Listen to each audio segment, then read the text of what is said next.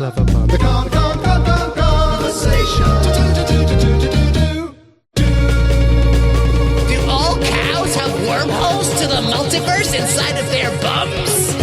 Hello, and welcome to The Kongversation. I'm Hyle Russell. And I'm Freezer. And what do we got for you here right now? Why, is that a bonus episode of The Kongversation this week? Yes, it is. I am cranking them out. I can't stop. We're sandwiching this episode of The Kongversation between two Donkey Kong Bonanza installments. But unlike the last episode, where the sloppy meat in the middle was a juicy banana burger, this time we're unhinging those jaws to fit in a lizard and a bat. That's right. It's our first impressions episode for Yooka-Replaylee, Playtonic Games' glossy do-over of their 2017 debut game. Now, Freezer, welcome to The Kongversation. Welcome back to The Kongversation. You were last here when we discussed Freezer Layer, appropriately enough, for our Bonanza sub-series of episodes. But you are back on this episode because no one else wanted to be here. I don't know if that's true. I probably could have scrounged up a Dustin in a pinch. Or Matt, maybe. Dustin always says yes to you. But you are a fan of the original Yooka-Laylee. And you are a fan of the original Yooka-Laylee in a way that I think exceeds a lot of DK Vine staffers, even. Definitely. I'm on a watch list. Well, yeah, I was watching you, and that's why I actually picked you for this episode, because I realized I wanted your perspective on it, because it's one thing to say, oh, I didn't like the original version of the game, so let's talk about the enhanced remaster or the partial remake of the game and see what they fixed. But I thought it'd be more interesting to have you back, or to have you on the show from your perspective as someone who actually really likes Yooka-Laylee. Yeah, no, I want to, preface this by saying I'm not one of the baby listeners like half your new fans. I grew up on the original Banjo-Kazooie, and I love it, and I remember being so excited for a sequel where the Ice Key would do something, which, we won't talk about that. But despite all my childhood nostalgia with Kazooie, the original 2017 Yooka-Laylee, I think I like more than the original Banjo-Kazooie, which is an opinion you never hear from anyone. And I know that makes me weird. And I know Banjo-Kazooie does a lot better than it. It's just Yooka-Laylee appeals more to my tastes sometimes. But here's the thing, though. Here's the thing. There's nothing wrong with that opinion. I know it's shocking. Tell that to Traveler of the Stars. I get hounded by it every time he's anywhere near me. Okay. Also, because I say Yooka-Laylee is better than Mario Galaxy, and Mario Odyssey, and basically everything Mario's ever done. I agree with that, because Mario's a bastard man. That's a great point. But no, there's people seem to have this problem with opinions when it comes to things that don't really matter in the long run. And things that don't really matter in the long run are personal taste in video games. So if you like a video game and you have a list of reasons why you like it that don't necessarily match up with somebody else, that doesn't make you wrong. It's all subjective. And so for me, the original Yooka-Laylee, I've often thought that the criticisms leveled towards it were kind of overblown. I do see the flaws. I'm not blind to it. But I think, in my opinion, Yooka-Laylee is flawed mostly due to a disjointed flow, and I think concessions made to the nature of the Kickstarter campaign that funded it that ultimately hurt the final product. But saying that, I've often thought that the core 3D platforming of Yooka-Laylee was immensely playable and enjoyable, and I think it falls short for me compared to the original two Banjo-Kazooie games. I will disagree with you there. I do prefer the original two N64 Banjo-Kazooie games to Yooka-Laylee. For what it's worth, I prefer Banjo-Tooie more than Yooka-Laylee. Sure. If you want something weird, I would rank the games as Banjo-Tooie, then Grunty's Revenge, then Yooka-Replaylee, then Yooka-Laylee, Yeah. then Banjo-Kazooie, and then I'm kind of torn on Pilot and Nuts and Bolts. I like both, but they're a step down.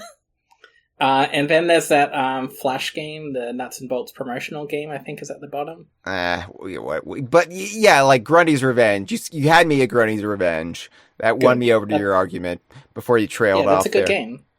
But yeah, for me, like Yooka-Laylee, while it doesn't match or even get real close to those Banjo-Kazooie games from 98 and 2000, I think as a game itself, I might like it more than Donkey Kong 64 or Conker's Bad Fur Day. That doesn't mean I don't like characters or presentation in those games less than Yooka-Laylee. I think those games do things far better than Yooka-Laylee does, but as far as an actual game and an actual gameplay experience, I will always pick Yooka-Laylee over those two. Well, everyone hates DK64, and yeah, Conker's Bad Fur Day is the second best Conker game, because I'd say Pocket Tales. Oh, actually, third best, because there's Pocket Tales and then Pocket Tales Game Boy Color. Those are the two best. Yeah. Then Bad Fur Day, and that's it.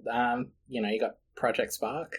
I'm sure that's fine. I never played it. You got the HoloLens one. I never played it, but I watched all of Gem's footage. It's probably okay. It's probably okay. Yeah, I haven't played it. Looks fine. I haven't played it because I'm broke. I'm a broke Donkey Kong journalist who can't afford to play Young Conker on the HoloLens. Well, if you give Hyle even more money on Patreon, we can get Young Conker done slow. Hopefully before Bonanza done slow. Just really edge all those people that want it. Right. I mean, we are in the middle of a Conker renaissance, what with Conker's Pocket Tales coming out, or being re-released towards the end of November as part of Rare Collection 1 on the Evercade. So yeah, Rare remembered they owned that game. Yeah, it's finally. So anyway, on this episode of The Kongversation, we will be discussing our first impressions on Yooka-Replaylee, how it compares to the original, how it stands on its own merits. But once again, we will not be doing one episode on every single Yooka-Replaylee world as we have been doing for Donkey Kong Bonanza. We're doing 2 episodes per per world. So we're going to just talk about Shipwreck Creek and the opening hallway to Ivory Towers, and then next week will be basically all of Tribal Stack up until the center pillar area. We're going to stretch this out. I think Bonanza can go on hold. We've already discussed the peak of the game, and it kind of falls off towards the end. See, if Yooka-Replaylee was an entirely new game, sure, I would do that. But it is an enhanced remaster, as I've been calling it, of Yooka-Laylee. And Yooka-Laylee is a game we covered in that fashion all the way back in Season 5 of The Kongversation. And so, even though I am known to love yanking on the floppy teats of a game to get the maximum milky coverage I can, that felt excessive even to me, especially in light of us still doing it with Donkey Kong Bonanza. So, what I will say is we will probably come back around to Yooka-Replaylee in December when the physical versions come out for Xbox Series XS, what a dumb name that still is, PlayStation 5, and Switch 2. And then we will have the full-on, spoiler-filled, anything goes chat of Yooka-Replaylee on the podcast. And we will be discussing some light spoilers on this episode. I mean, it's going to be kind of back and forth. There's not going to be a clear dividing line of like, we're going to be discussing spoilers up until this point. It's whatever. It's kind of like this game in 2017 that came out called Yooka-Laylee. Yeah. So, I'm not that concerned like I am with Donkey Kong Bonanza, but I think we will primarily concern ourselves with game mechanics, very early story details, how it compares to the original, and so on. And don't mean to sell Yooka-Replaylee short just because we got Donkey Kong Bonanza earlier in the year. Big Nintendo paid you off to not talk about this game, and we all know it. Playtonic actually gave me a review copy of Yooka-Replaylee, which is something Nintendo didn't do with Donkey Kong Bonanza. So, if I was a shill, I would be halting all coverage of Donkey Kong Bonanza and just turning this into the Yooka-Replaylee podcast. So why aren't you? Well, because I have integrity, Freezer, and I know... You've made a good stopping point for Bonanza. Yeah. Oh, God. I would probably lose all of the patrons we have gathered over the past, 6 months. And honestly, I'd probably lose some of our longtime supporters as well.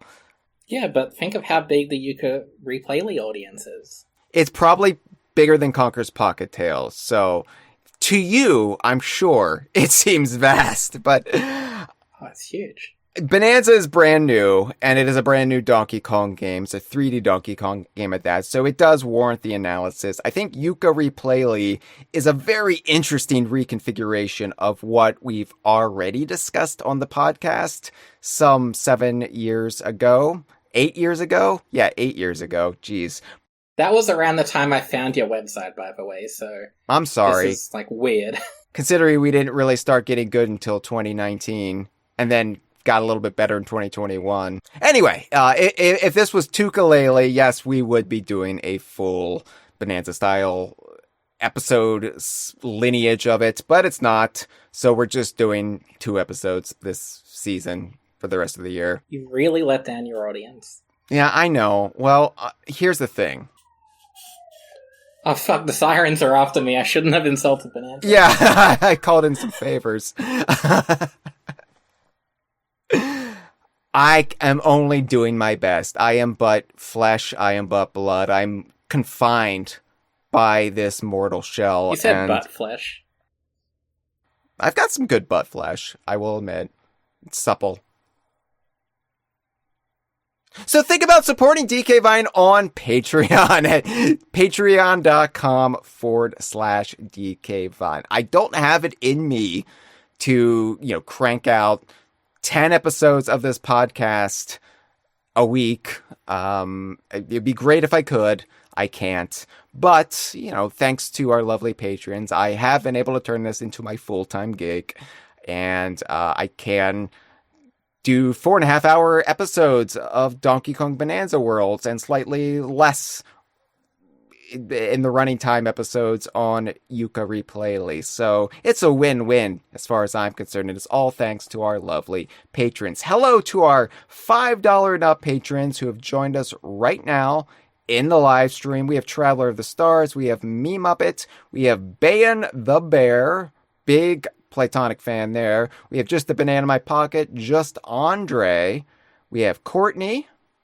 We have scrolling up. Porygon. That's a weird name.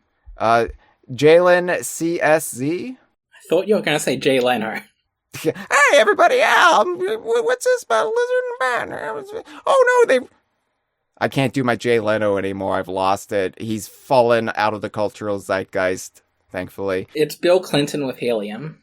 Well, yeah. Neodynamics is also there. Neodynamics says, super stoked for this episode. Helped kickstart Yooka-Laylee, but life factors at the time weren't favorable for playing games. This seems like a great chance to revisit, probably on Switch 2 or Steam Deck. I will suggest Steam Deck. We'll get into it. But, hey, Malik's there too. Malik! Just a Banana in My Pocket said the next game will be Yooka-Lactate, so you've heard it here first. I mean, I did say I like squeezing those big floppy tits. I have not found that accessory for Laylee yet. I keep looking. Yeah. Let's get, Vendy backpacks. I'm hoping that's what the pirate treasure does. All right, Freezer, what's going on in your world? What do you got going on right now? What projects are you working on? What's going on in your life? Okay, so I'm not used to being on the podcast twice in 6 months, so my YouTube has not been updated. I'm still working on the same things I said last time. Yeah. But we talked about something that I told you to edit out because it fell through, but around December, maybe January, I will be starting a podcast with Alicia, who is Josh Wallen's wife. Oh, wow. So she and I are going to be starting a podcast called The Sci-Fright Zone, where we talk about the Twilight Zone and other anthology shows like it, also The Outer Limits, Night Gallery, bunch of stuff like that. I'm saying the word might because this has been started and cancelled twice so far because we've had lots of personal shit going on. She's still finishing up college right now. And I've been busy because in 6 days at the time of speaking, I'll be getting married. So that's been keeping me busy. Congratulations. Yeah, no, it's great. Unfortunately, I sent out invites to a bunch of DK Viners and other people, and Adam and Andrew are the only ones that responded, and they're staying in my fucking apartment, so that's great. If you want to prepare yourself for that, listen to the last episode of the Conversation. I was listening live, and I hated it. Yes, so did I. But you know, we talk all the time about foreskin and circumcision, so we've got enough conversation material to last a few days. To be fair, I did reply, and I said I would love to come, but unfortunately I cannot afford the trip to Australia. Yeah, because your patrons aren't supporting you enough. This is all your fault, everyone. Like you, Traveler of the Stars, and Courtney. Think about Hyle's depressed life. He doesn't have much to live for now that a new Donkey Kong's come out and there won't be another Donkey Kong for another 10 years. That's not true. But yeah, like you asked me before Bonanza was announced, before the Switch 2 was announced officially, so I couldn't say I can't attend your wedding because I need to buy the Donkey Kong game, but that would have been a good excuse. Knowing you would have like been choosing between plane tickets or a copy of Yooka-Replaylee, and you would have been deciding and finally settled on Yooka, and I would have understood. The gold-plated chair I had for you at the wedding is just going to sit there not being touched. You could have stayed in my apartment. I've got 2 annoying people and my mother-in-law are going to be staying in this shitty apartment, and it's going to be like a sitcom that no one likes. Right, and the 14 hours of jet lag would make that even more special. Yes, and I've already decided on the first day the first full day they're here, they have to wake up early because I've got an early morning activity planned, and I don't give a shit how jet lagged they are. They are staying in my apartment. They have to abide by my rules. Honestly, you should just desert them in the outback and see if they can survive. I would watch that reality show.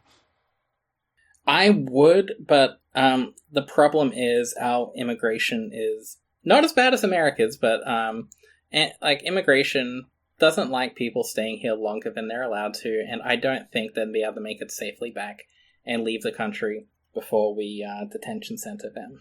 Okay. That's not exactly what I had in mind for a walkabout, but sure. Anyway, congratulations on getting married. Yeah, no, it's been great. We're doing it on our 11-year dating anniversary, so I don't have to remember a second anniversary, which is really nice. We've been together the same length of time as Tropical Freeze. I was going to make that joke because I have to turn everything into relating it to the DKU in some way. I do that with the 10 games I like.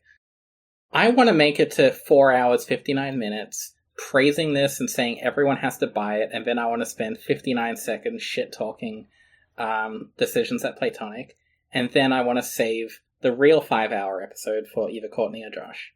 I just want to edge and get really close. Everybody wants to be the one to get close to that barrier, to break through that forbidden layer, we'll call it. But I think that you need to check yourself, because you need to save your strength for your nuptials, for having the whirlwind of having half the Idaho crew in your house.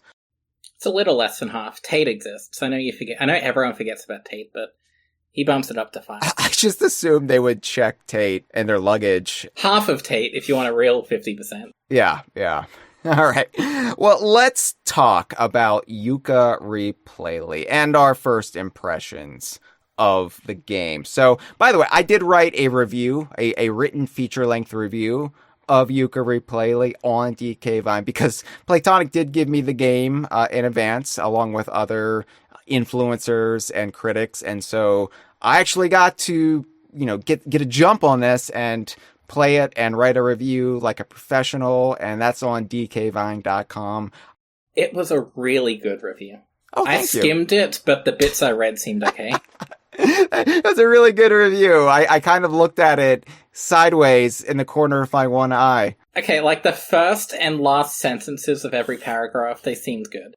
Yeah, I know I should really be doing a TikTok or whatever, get the eyeballs, but I like writing. I like the exercise. I like the tactile sensation, and helps keep my brain sharp. I too like being an obsolete format. Yeah, I mean, honestly, we're talking about a game that celebrates what became an obsolete genre of video games for the longest time. So we should be celebrating the arcane and the forgotten and the unloved here at DK Vine. I do appreciate that you actually wrote something and didn't put it into ChatGPT. You're one of the few people out there still not doing that, and thank you for saving our planet a little bit. Sure.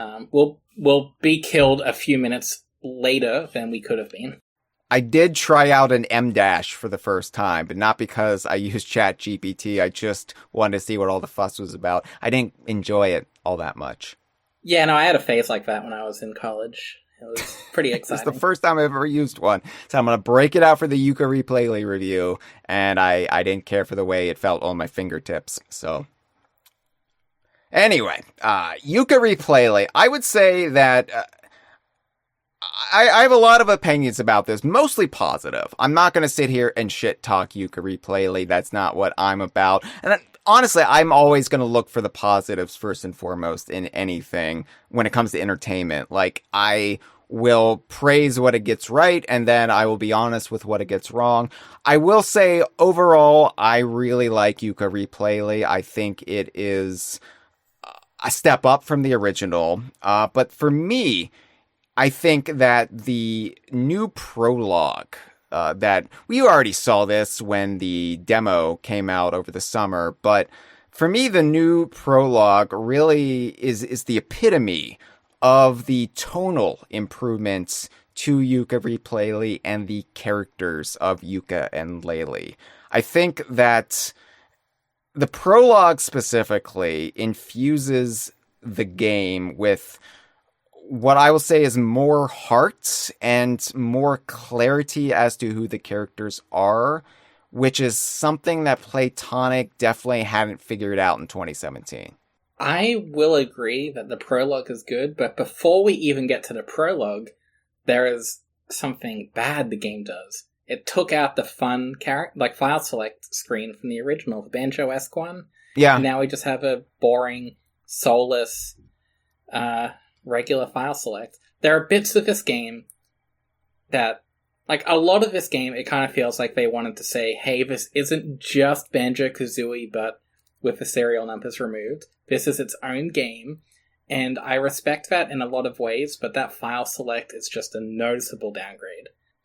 The thing I look at it from is that the original Yooka-Laylee still exists. It's not being replaced. This isn't a patch on the original Yooka-Laylee that erases it from our systems and our collections. I wasn't a fan of the original Yooka-Laylee patch, the one where they made the game better for everyone except made me miserable and put signs everywhere. So I'm glad this isn't another, upgrade. We've had 3 different Yooka-Laylees now, but 2 of them still exist, which is something.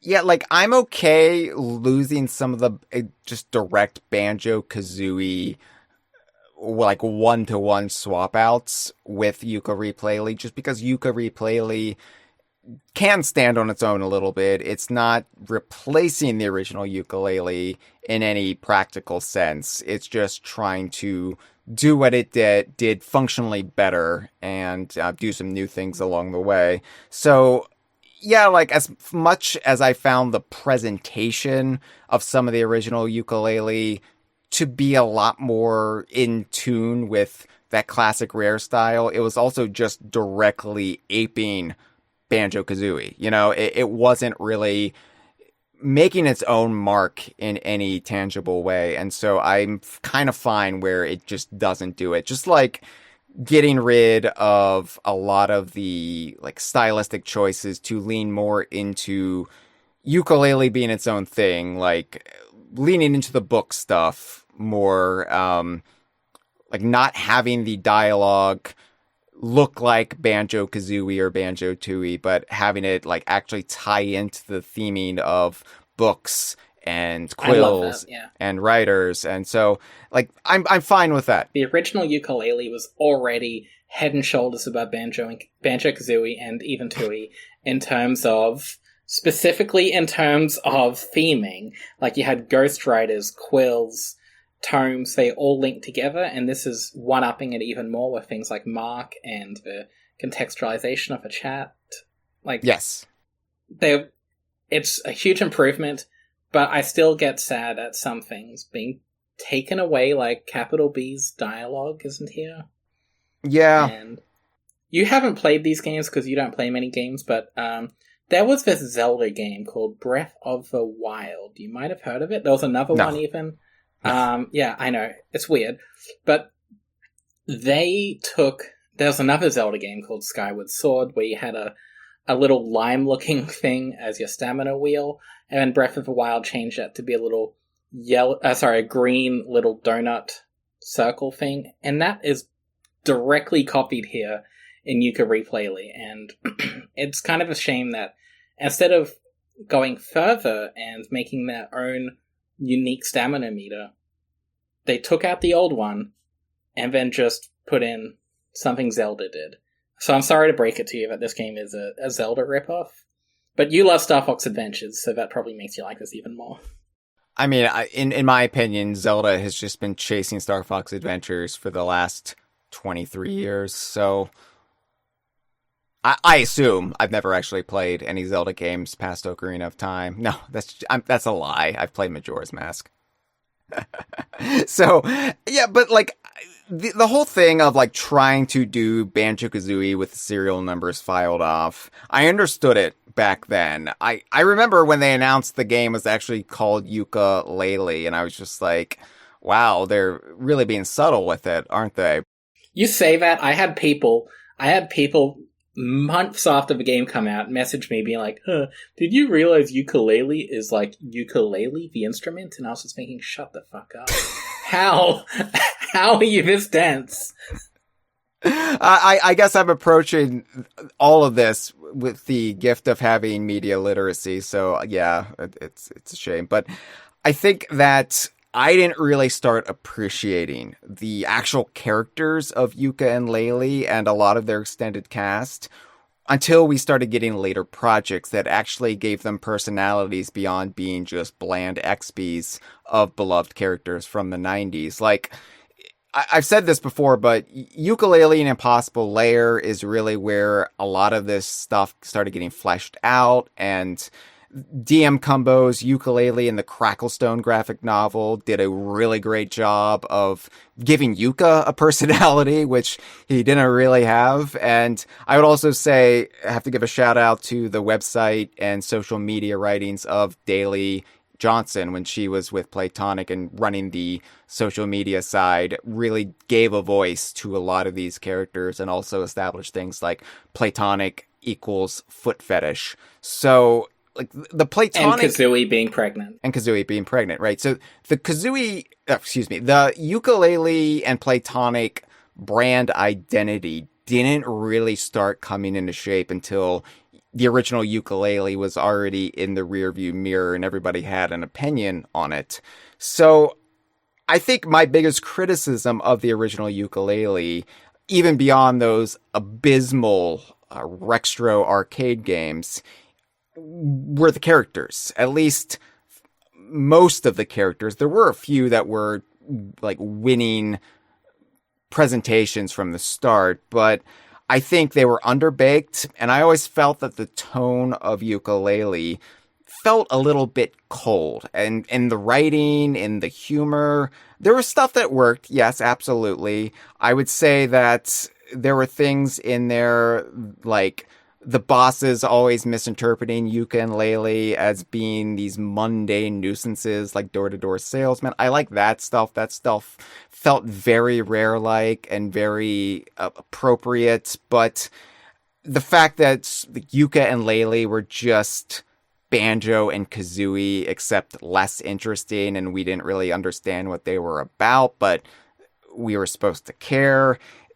And it took a while to warm up to them as actual characters, but it didn't happen for me in Yooka-Laylee. So to be able to redirect the humor, the heart, and the greater awareness for who these characters are back into the original product in this sense, for me, that is the best thing Yooka-Replaylee does. And I think that's crystallized in the opening scrapbook introduction. I think it's really charming. I think it's kind of wholesome, not in the little Gator game sense of wholesome, but it's so much better than I think most of the things in Yooka-Laylee, the original game, that try to establish the characters or their corner of the world. I was a big fan of this. Yeah, I liked the bit where the gameplay was better, but you're allowed to like this stuff too. Of course, I'm going to focus on character and world building and presentation first and foremost. That is just how my brain operates, okay? I am very glad that you don't run a wiki because we would never see you again. Yeah, I would rather just scream my thoughts into a microphone for 5 hours at a time. It gets it out of my system, and then I'm able to devote my time to do other things like writing reviews for games and news articles and what have you. And those are really good things to read bits of. So, I think you just need to write. You need to learn that no one reads anymore. So just put a series of emoji together, and that can be your entire review. Okay. Like lizard emoji, bat emoji, love heart. Mm-hmm. And then maybe like paper, and then like put in a quarter emoji, and then just do like broken love heart. And that's your whole review. I think I figured out why nobody got the Yooka-Laylee pun back in 2017. To be fair, 2017 was a busy year. People were getting excited for a game that turned out to be okay at best, called Mario Odyssey. But yes, and Breath of the Wild. So people are distracted by these flashy, alright games. Meanwhile, Yooka-Laylee was out there being the best game of the year that isn't called Sonic Mania, second best game of the year, and people were too distracted to notice. Well, I think Super Mario Odyssey will be coming up a few more times in the course of this episode. It's like when you've got vomit coming up. God, you're so much harder on I love Mario Odyssey. I genuinely love the game. I just think it's a really good 7 out of 10, whereas Yooka-Laylee is like an 8 out of 10, and Replaylee is like a 9 out of 10. Yeah, okay. I'm sure no one can get mad at those opinions. See, I'm just focusing, this is why I focus on continuity and lore, and I let the bigger debates like gameplay, I leave that up for other minds who can't focus on the really important stuff like Yooka-Laylee continuity changes presented in Yooka-Replaylee's opening. So yeah, Yooka is now circumcised. I didn't expect them to put that in. Busted all that foreskin off in the feast layer.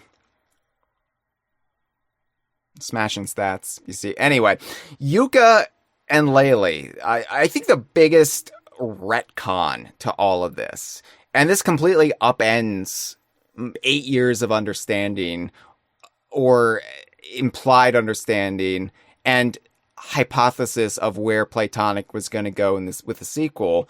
But Yooka-Laylee no longer found the shipwreck that they live in, like a pre-existing shipwreck, and then turned it into the batship crazy. The batship crazy has now always been what that ship is, and it's in fact their homemade vessel that they use as amateur treasure hunters, which when I saw this back in the summer with the demo, I was like, oh no, like this isn't the way it was presented in Yooka-Laylee. This is a big change, because like the whole mystery of what the batship crazy was, like, centered around the fact that Yooka and Laylee found this mysterious shipwreck basically up in the mountains. Like, how did it get up there?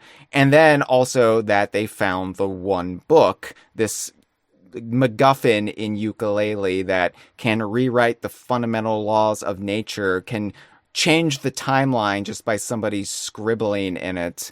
They found it in the hull of the ship that they turned into the batship crazy. But here the batship crazy is just their ship. And Laylee got to name it. Laylee got to christen it. And so they take off to look for treasure. This is what they apparently did before the events of Yooka-Laylee. They were treasure hunters.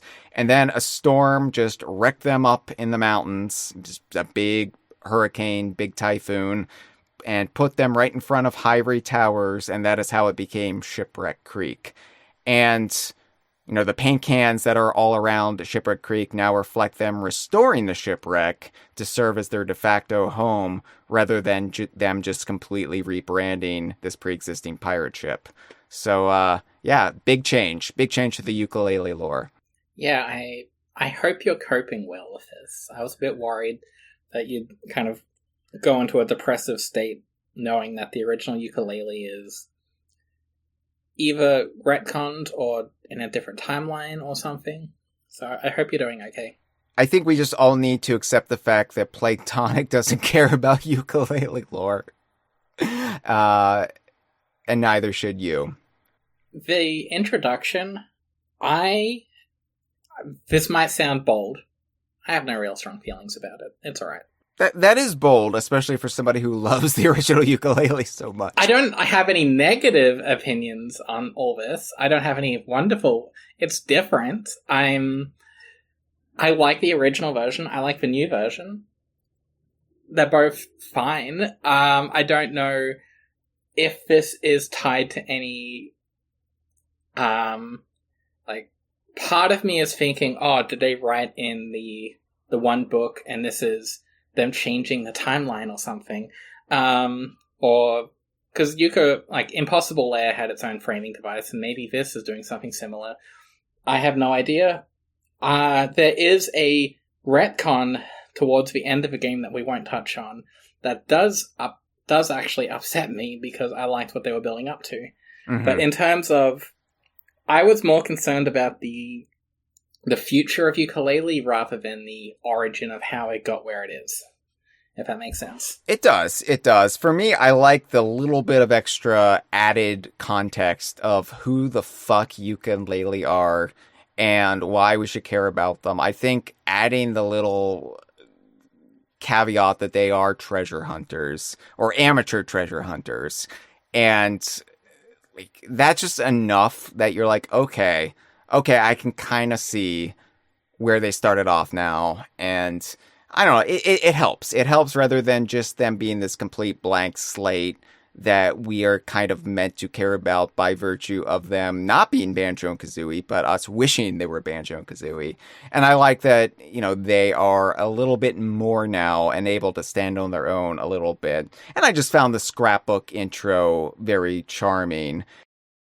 It was nice, it was a nice idea for the normal people out there who aren't entrenched in Yooka-Laylee lore. But I guess I'm so deep in this, I don't really care too much. Okay. I already know who these characters are. Sorry. Not to imply you're a normal person either. I'm just saying... I was gonna say. But for a brand new player playing this game who has no Yooka-Laylee experience, this is a nice traditional video game opening. But I guess I am so into the game. I've been into the game for ages that part of me, and I hate to say this, part of me was thinking, when do we get to the game part of the game? I'm really sorry. This is my last episode, clearly. But Yeah, enjoy married life. Go off. yeah, I'll try. Become a normie. It's not that guy from Cheers.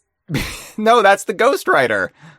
Oh, yeah. Yeah. Wait, are they the same character? I've never seen them in the same room. Back in 2017, that was impossible, but George Wendt did die this year, so he could be a ghost now. Hyle, there's a thing called actors, and they play characters, and I kind of need you to realize they're not the same person with two names. Okay. So you're saying Norm from Cheers could still be alive in the Cheers Frasier timeline? No, he is dead. Oh, okay. And then he Yeah, became the ghost from Yooka-Laylee in 2017. Okay. All right. So, yeah, Norm died in 2017. Okay. That's why we didn't see him in the Frasier reboot no one watched. I was going to say I didn't watch it, so I don't know. I haven't watched it either, but I assume he wasn't in it. I tried to watch the first episode, and I was like, oh, no. Oh, no. This is bad. I am going to buy the DVDs of the new Frasier after my wedding. I kind of had to decide what's more important, the wedding or watching a TV show I'm not going to get to for several months. And I think I made the right decision. But I am doing a full rewatch of all of Cheers and Frasier right now. So, yeah, and you're taking me away from that, unfortunately, to talk about this game that no one's going to play, but that's fine. So long as you watch the 3 Wings episodes that featured guest appearances from Cheers characters. I need to see those. I've only seen the Kelsey Grammer one. I mean, that's the best one. And stop. We're getting off task here.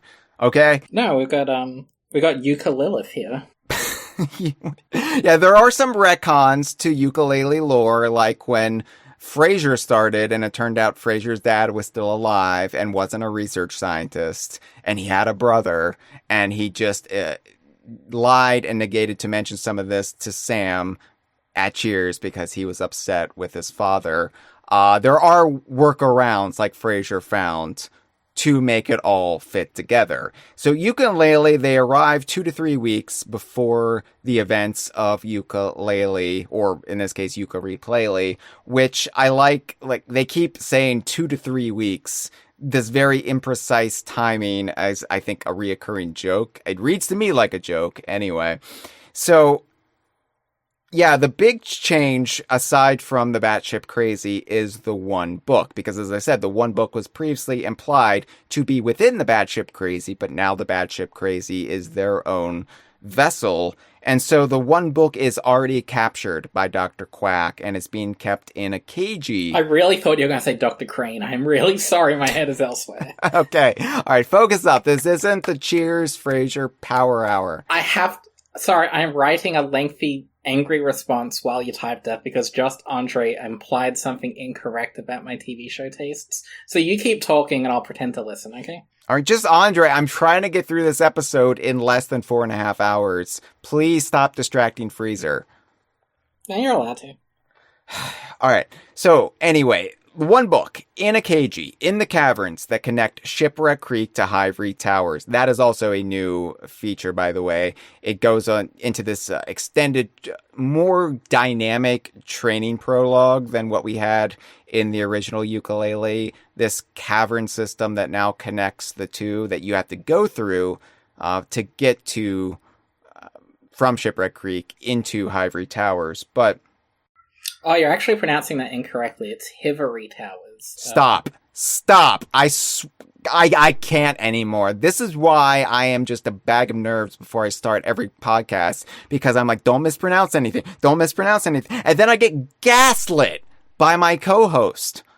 Yeah, but you love it. No, I don't.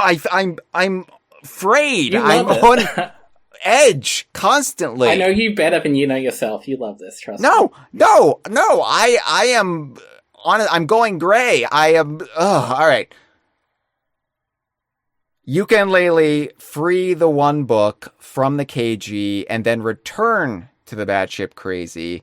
And this is where we get kind of an in-universe mechanism for any plot retcon we want, any change in the story, any change in the game that differs from the original Yooka-Laylee, because Laylee writes in the one book and actually preemptively alters reality before the events of the original game can even happen, where she basically gives them most of their moves from the original game at the outset of the adventure, creating a ripple effect in the timeline.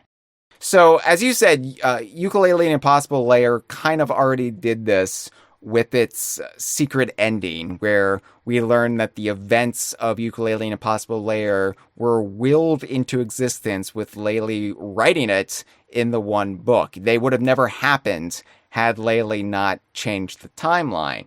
And the scrapbook element of Yooka-Replaylee suggests that it's the characters recounting their original adventure from 2017 in 2025.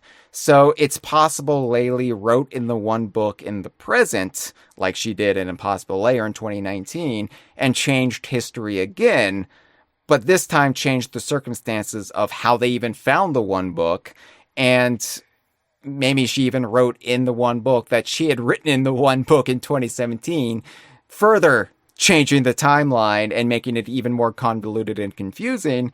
But yeah, I would argue that Yooka-Replaylee exist because Laylee is actually going back and making their original adventure more exciting, dynamic, and dramatic, at least from her perspective. Yeah, and it's really weird that when she was writing in here, she decided, I want 8 tiny pagey pieces in every fucking level, and they take the fun out of the game, and I want every player to be miserable. I don't know why she put that in there, but she did. So yeah, I hate Laylee now. She's worse than Kazooie because of this.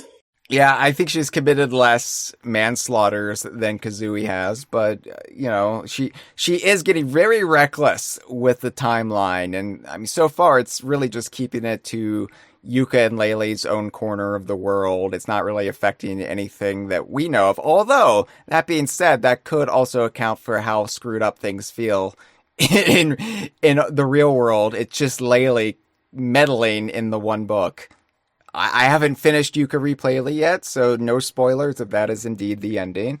Yeah, I think growing up as a DC Comics fan, and DC Comics is infamous for all of their, like, universe-altering events that constantly soft reboot or hard reboot the books, and then they always walk it back, and their continuity is a mess. And so to see Playtonic continuity is following suit. Every single Playtonic game, at least developed from Playtonic games, all 3 of them so far, have had some element of this. And the timeline is just this weird, constantly, like, doubling back on itself nightmare, which I find funny in its own way.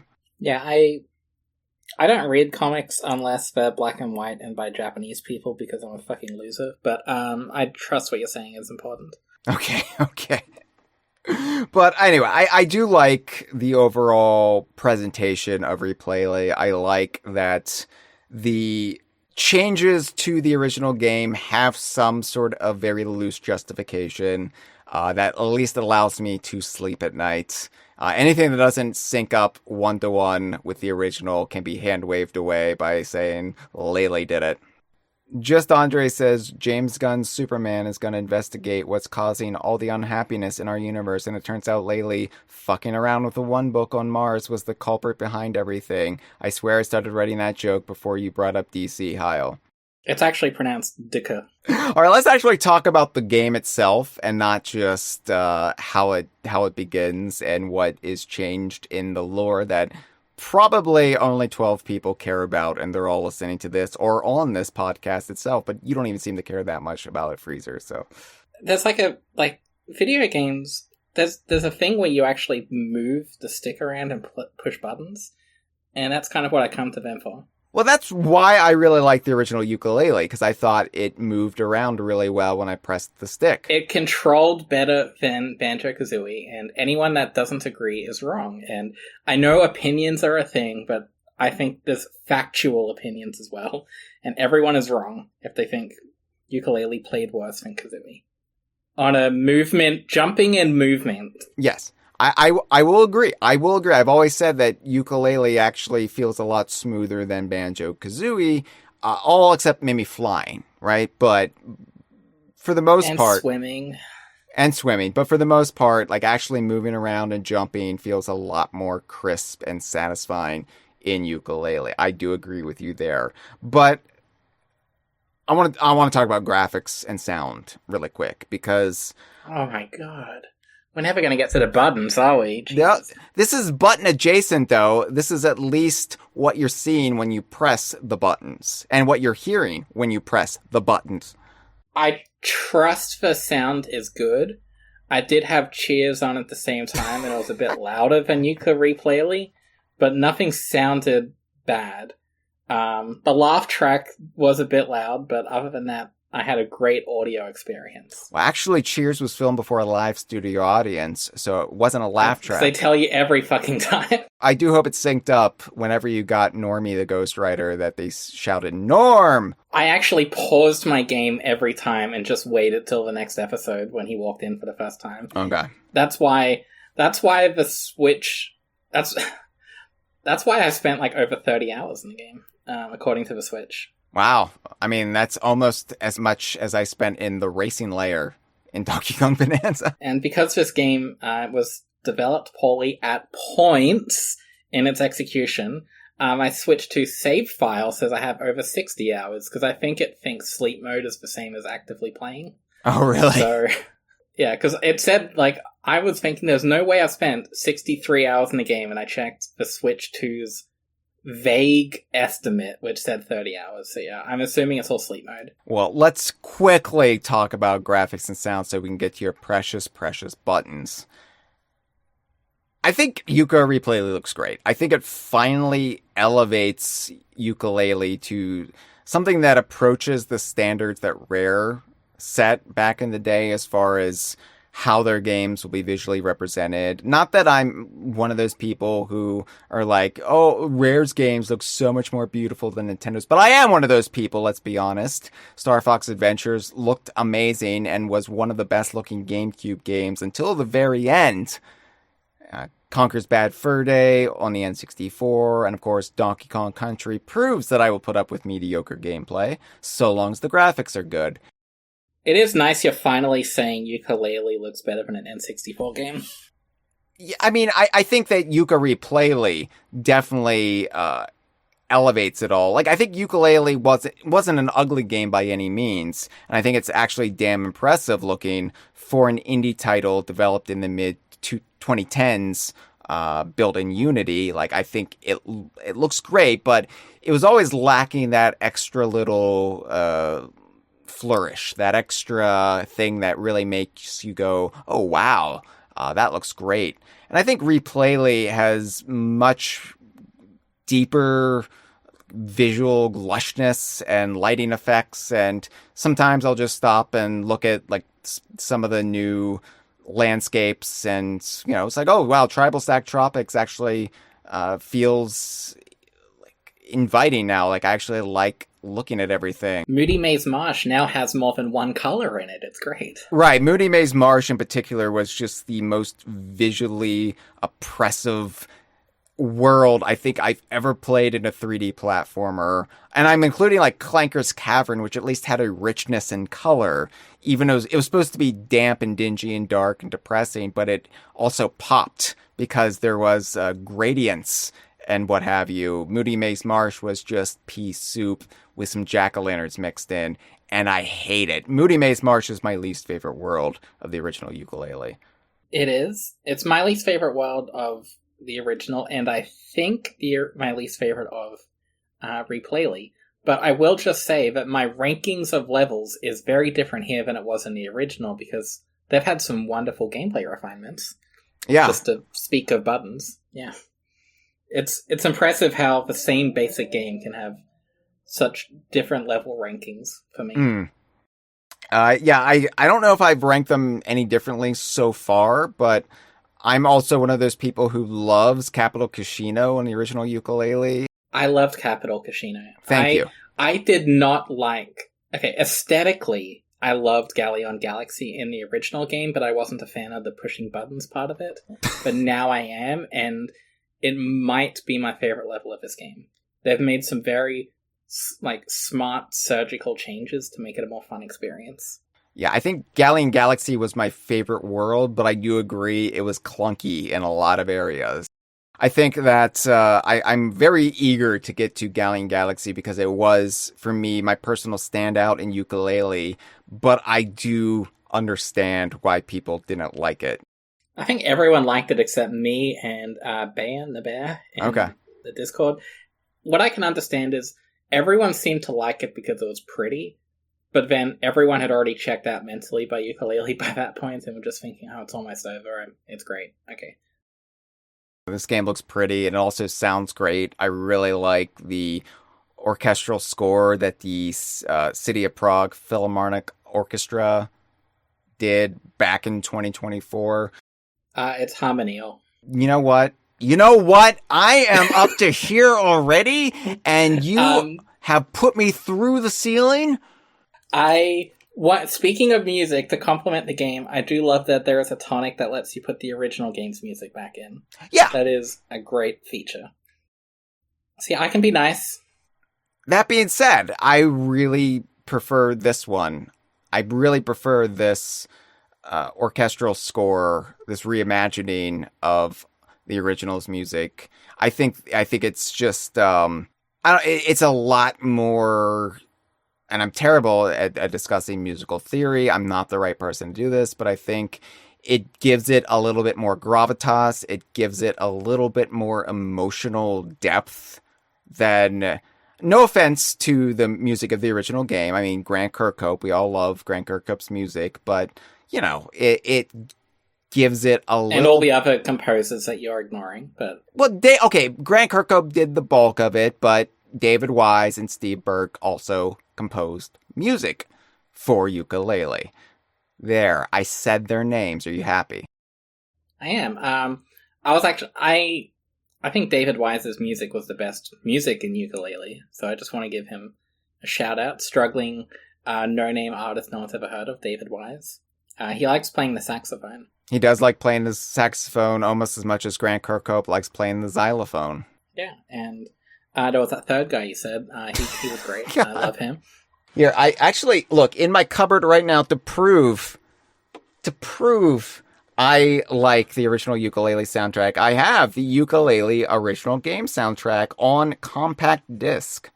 I like to show my appreciation by appreciating it, not by holding onto little knickknacks, but, I'm happy for you. Okay. Well, I guess I'm a fake fan then. I guess I'm a fraud. You were maybe the fourth biggest Yooka-Laylee fan I know, so that's something. I mean, that is something. That is at least better than everybody else except 3 people. Plus, I was a B in Impossible Lair, so back off. Yeah, for nepotism. Yeah, I'm such a nepo baby. Yeah. Us struggling fans couldn't get any of that kind of stuff. Well, maybe if you were nicer. I'm the nicest person I know. I'm letting people that are annoying stay with me. What more do I have to do? I just let them bully me. All right. Well, anyway, yeah. Presentation-wise, I think Yooka-Replaylee is spectacular. I'm very, very impressed with all of those changes. But, let's talk about your favorite subject, buttons and gameplay. Yeah, it's okay. What do you want to talk about next? I think we should wrap up. Specifically, I want to discuss all the ways that Playtonic put more Super Mario Odyssey philosophies, and also tangentially, by relation, Donkey Kong Bonanza, into the format of Yooka-Laylee to make Yooka-Replaylee. Despite what Hyle said, it supposedly being more like Odyssey doesn't make it a worse game. I didn't say that. Best Mario Odyssey type game ever. I did say that. We all know Odyssey sucks. No, I liked it was a mediocre game with good graphics. What I've said is, out of the half of Super Mario Odyssey I played up through the Metro Kingdom, I think Super Mario Odyssey is the most fun I've had with a 3D Mario game ever. I know that you're trying to be genuine, But because you've only played half of it, it sounds really backhanded. I mean, look, I got through the part that related to my interests, and then I stopped because Donkey Kong Bonanza was coming out. As far as you don't even know about, the Funky Kong Kingdom. I mentioned it in my review, but Super Mario Odyssey clearly haunted the devs at Playtonic, considering that Yooka-Laylee came out a few months before Odyssey. And then that comparison between the two was just unavoidable. And, Odyssey evolves the formula of the 3D platformer, while also keeping to the trajectory 3D platformers had already been on prior to that in the limited capacity that the genre even existed. But the thing Odyssey also did that really pleased me playing it was it incorporated lots of Rare-esque DNA, a lot of Rare design philosophies. From the Tip Top suite, specifically. Yeah, all that DNA from the Tip Top suite was scraped up, it was rehydrated, and injected into Super Mario Odyssey. And because you had this Super Mario game from Nintendo, doing a lot of stuff that Rare was known for and lauded for by its fans. And Yooka-Laylee was supposed to be that game. It's supposed to be that game that tapped back into that magic that had fallen by the wayside. I think Yooka-Laylee felt instantly dated to a lot of people. Yeah, if a nostalgic throwback was dated, who could have expected that? Apparently no one that wrote reviews, but... Like, Yooka-Laylee's, its whole purpose, its whole reason for existing was to be a throwback spiritual successor. But then compared to Odyssey, and I'm not saying I agree with this necessarily, but compared to Odyssey, you had this game that successfully captured a lot of that vintage magic while also blazing a new path forward and being a lot less frustrating with some of the decisions it did and made. So I think that really hung over Playtonic like a demonic shadow over the last 8 years.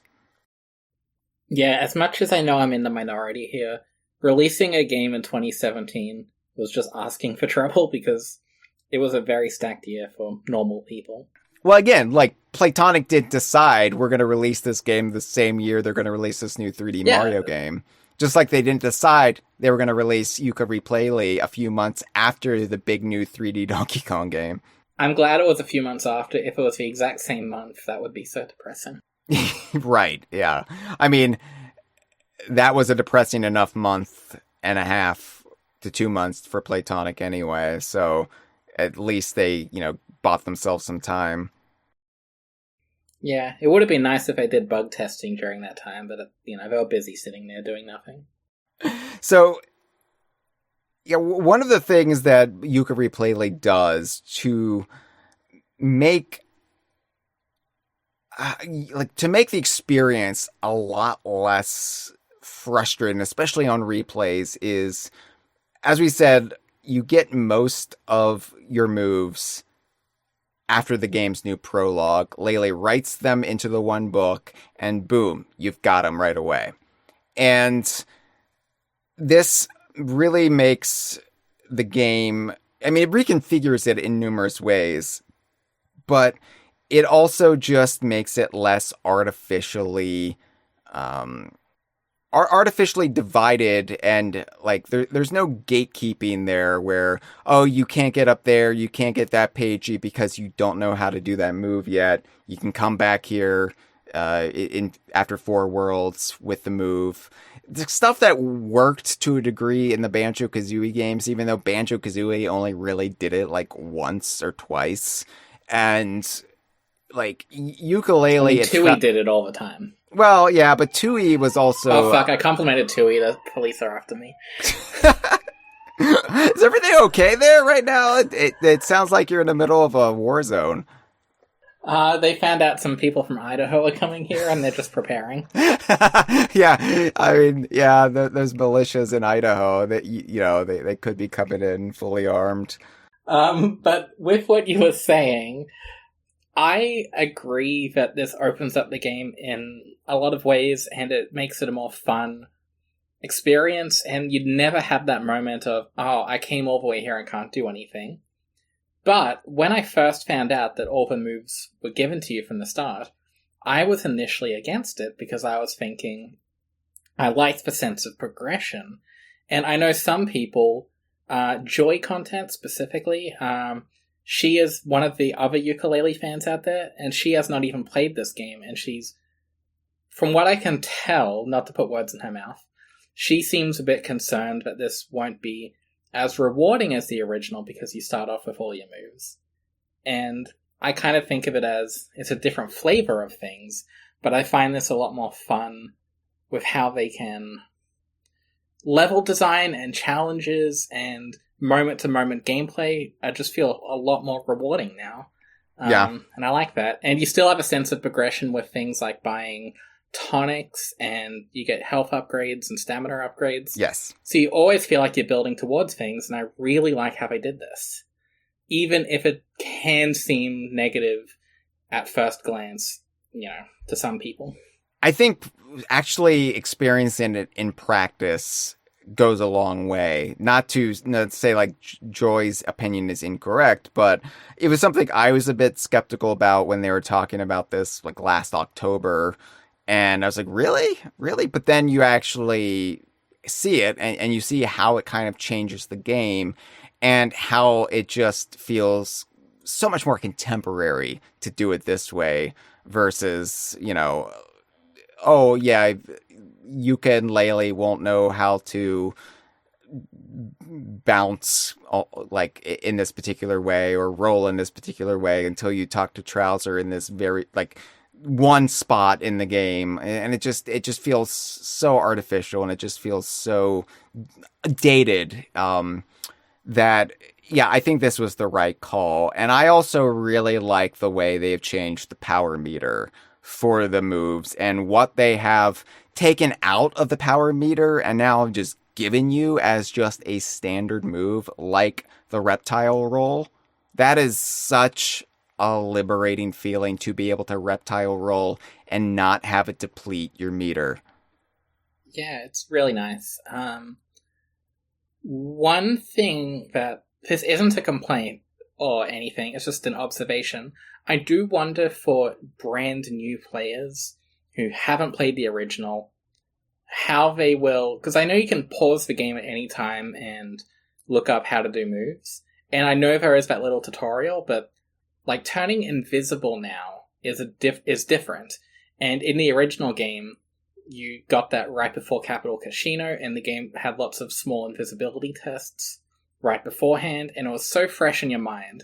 But for a brand new player, I'm wondering if they would get to the cameras where you can't get through unless you're invisible and be like, how am I meant to get through here? Because they might have forgotten there's actually a move. I'm just curious how new players will feel with stuff like that. Yeah, I don't know. Like, I feel like it's just any moves and any abilities in a game like this, especially a game that has such a robust variety of them, you will occasionally brush up against that and be like, oh, wait, what am I supposed to do here? I haven't used this move because in my own personal way of playing the game, I've never had to break out this move. I mean, I run into that in Bonanza from time to time, and like some of those Bonanza forms, I don't necessarily use every single ability they grant you, like the Zebra Bonanza, sorry to say, but then you're like, oh, I will probably like need to brush up on that, and you can, and it's not that challenging. I mean, I'm assuming so, but we are people with experience with the original, and we remember stuff. We actually got the pun in the title. Yeah, it means violin, right? But we, I don't know. I'm worried that some players won't even realize, oh, I can crouch and do invisibility here, and I'm just curious. I really want to see how stupid babies, which are this game's primary demographic, I want to see how they handle the game. Yeah, only erudite sophisticants will really grasp Yooka-Replaylee's gameplay, unfortunately. It's for an upmarket urban crowd like Frasier was in the 90s. Yeah, it's for a crowd of very white people, just like Frasier. I hope they put this on the back of the physical games box. For very white people, says Freezer. About Frasier and Yooka-Replaylee. Frederick Crane is why Nintendo doesn't bring back Kiddy Kong, because they're afraid they're going to ruin him by aging him up. I really like that the slurp shot is now attached to the power meter. I know some people might not like that change, but I love how it just simplifies everything. I like that. It's so nice. It is so nice not to have to worry about this separate mechanic that also you're not really sure how long it's going to last, because it's just on this like invisible timer, and to then like slurp up those berries to know exactly how long you have to use it and to achieve whatever task you're trying to achieve with it. Such a smart change. I am really sorry to derail. I just have to point out, Bay and the Bear did say Lord Frederick Crane, basically. So, you know. He didn't actually watch Frasier. I put a connection there. I helped him out. But, you know, he came up with half a joke. I really love Tropical Freeze, one of the best 2D platformers ever made. Ever. For me, it's tied with Yooka-Laylee and Impossible Lair, but Lord Frederick is the adult Frederick Crane of Donkey Kong villains. Boom. I said it. I'm sorry to be so harsh. Sorry, I like Lord Frederick. He's boring and unoriginal, but he's got a cool design, and that makes up for it. But we'll get back to the game we're actually here to talk about. I just have to appreciate any reference to Lord Frederick. How are you feeling about the quids, the new currency, the new coinage that pops up everywhere in the game? I love them. So I mentioned earlier, but I like that you can get health upgrades and things like that, and you buy them with the quids. And quids are just they're plentiful. You get a shit ton of them all the time. And if instead of wasting it on valuable things like, ooh, I can get more health or whatever, you can buy costumes with them. And that's where the game... I don't want to give this game like an uphill battle and always compare it to Bonanza, but I will say one area Bonanza disappointed me in was costumes. And Yooka-Replaylee, one area it surpasses almost any other game that you're allowed to play, Hyle, is costumes. So this is such a wonderful feature, and I love it. And this, I'm trying to think, this might be the most expansive customization in a DKU game that isn't Sea of Thieves, maybe? Yes, probably. It's definitely up there. It is. It's definitely really surprising how much stuff there is, even early on. Even like the first world, you're like, wow, it just keeps coming. And so was I. I will agree. Donkey Kong Bonanza, I wish there had been more. And I was always disappointed when you would get those smaller layers and you would only have fur dyes. And you wouldn't have new britches for Donkey Kong. Or, like, put Donkey Kong in a shirt, damn it. He might be cold. He might want to cover up those nips from time to time. Like, I do agree that Bonanza... It's one of the weaker areas of it, maybe even compared to Odyssey, because of course this is definitely compared to Odyssey. This is another area that I feel like Odyssey. I can't say in my limited knowledge of anything that's not DKU or that brushes up against the DKU. I can't say if Odyssey was really the game that pioneered it, but I would argue that it's probably the game that made it a popular feature, right? I'm trying to think for 3D platformers because I was going to lecture you about unrelated games like The Sims or RPGs. I've played The Sims. I'm not even gonna like think of a way to insult you for that. I'm happy for you. But okay. in my limited experience, Odyssey definitely had a lot of costumes, and more importantly for nerds out there, they were all, or almost all, based on very specific callbacks to Mario history, which was nice. So yeah, Odyssey's costumes are one of my favorite aspects of it, and Donkey Kong let me down for once, and Yooka-Replaylee doesn't have as much history to draw from, so instead of going for here's 30 years of Yooka-Laylee history, they just give you fun, silly outfits, and I'm happy with that. Yeah, one of the very first things you can buy is a Tamagotchi ripoff that Yooka can wear around his neck. I love that, and its name, if I remember correctly, is RMU, and that's a reference to the VMU, which was the Dreamcast's memory card. So yeah, that's a reference, and a lot of Dreamcast memory card. The Dreamcast memory card could display little LCD things, and a lot of games use that for virtual pets. So it's kind of a double reference. Okay, yeah. So I like that. I know you don't know what a Dreamcast is. Yeah, I've heard Josh Wallen talk about it, but I usually tune him out by that point. It was like the Virtual Boy of Sega.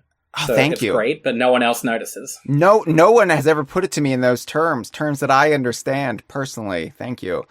But yeah, it's a Rextro produced Tamagotchi, effectively, and it's a little dinosaur pet of him. Also, I am sorry, because I only found this out a few months ago. I was always calling it Tamagotchi as well, and I think that might have been what some Americans had called it in old marketing. But I recently found out that it's actually, and I'm not shitting you, called Tamagotchi. There was a Nintendo Direct that had a Tamagotchi game, and they said it in that, and I made fun of it, and then someone told me, actually, that's how it's pronounced, and now we all know. Well, I don't feel bad about mispronouncing that one, because that's the way I was taught. It's not a... Fuck off, Courtney. I'm sorry. Courtney just typed something in chat that I'm angry at and love. Oh, Tamagotchi? Yeah, no, I'll say it. I'll spread it out for everyone to see. I was saving that for all... that was going to be an incentive to subscribe to your Patreon and look at the upload of this with all the chat. No, I can't wait to unlock that customization option from Vendy. Yeah. Yeah, Vendy's back. If you actually turn the camera around, you can see it all. I think Vendy looks great. I know some people say Vendy looks even creepier in this game. She's cuter. I think she looks cuter. They've kind of softened the edges for Vendy. Her horrific design. Fun fact, the same person who gave us Diddy Kong also gave us Vendy. It's the dichotomy of man. Donkey Kong's brother is Vendy's dad? Wow. So does that make Vendy also Donkey Kong's niece? Stop. I hate everything about this sentence. That I'm putting a period on it right now. It's done. I think that the quids as a collectible, they're basically beyond just allowing you this currency that will allow you to buy things from Vendy. It's also really designed to always be giving the player something to do, something to collect along the way, because quids pop up everywhere. You can get a quid from hitting a lamppost. You can get a quid or a bunch of quids from rustling the bushes. Of course, you beat up enemies. You beat up corplets. You get quids. You chase Cornelius ghostly piggy banks around. I love him. I love Cornelius so much. Yeah, Cornelius, one of the great new additions. So it's really, I think, there to help the flow of Yooka-Laylee, because the original Yooka-Laylee, one of the criticisms was there's so much empty space where nothing happens. And I like walking in games. I don't have a problem with walking. I don't even need fast travel most of the time. I enjoy a good stroll. I enjoy a good walk in the woods. They need to make Death Stranding 3 DKU, I swear to God. You would be so happy. Other people will know what that means. You don't have to. You can just smile and nod. It sounds so bleak. Can we rebrand it as Life Stranding? No, it's not the snowman from DKC3 and DKL3, but... We like that, and I know that reference. I don't know what Death Stranding is, so... All I'll say, though, is that criticism of the original Yooka-Laylee never it never impacted me, it never came from me, because I have this weird tendency to just love to lose myself in a video game world, and so, like, Yooka-Laylee, I was like, oh, this is great, and meanwhile, everybody else in my circles were saying, oh, the worlds are too big. And I didn't get it at the time. I do understand it intellectually, if not emotionally now. I don't think the worlds themselves were too big. I just think the challenges weren't. They needed to be more condensed. And that's something Replaylee does, obviously. Yes. The worlds are... They're a little changed, but they're very reminiscent of what we had before. But there's so much more stuff. And quids are one of the things. I just want to point out something I noticed a few hours before we started recording. So there is a tonic where... So in this game, for starters, when you attack enemies, they used to be one-hit kills, but now they're multi-hit kills. And you get coins for every time you hit them. Mm-hmm. There is a tonic that reverts them back to one-hit kills, and then you only get 1 coin from it. And there's another tonic that makes them more resilient to damage, and now you get even more coins. So I kind of like the fact that because of the quids, you can kind of, if you want an easier, more carefree experience of defeating enemies, or you want it to be more reminiscent of the original, you're welcome to do that, but you get far less quid from it.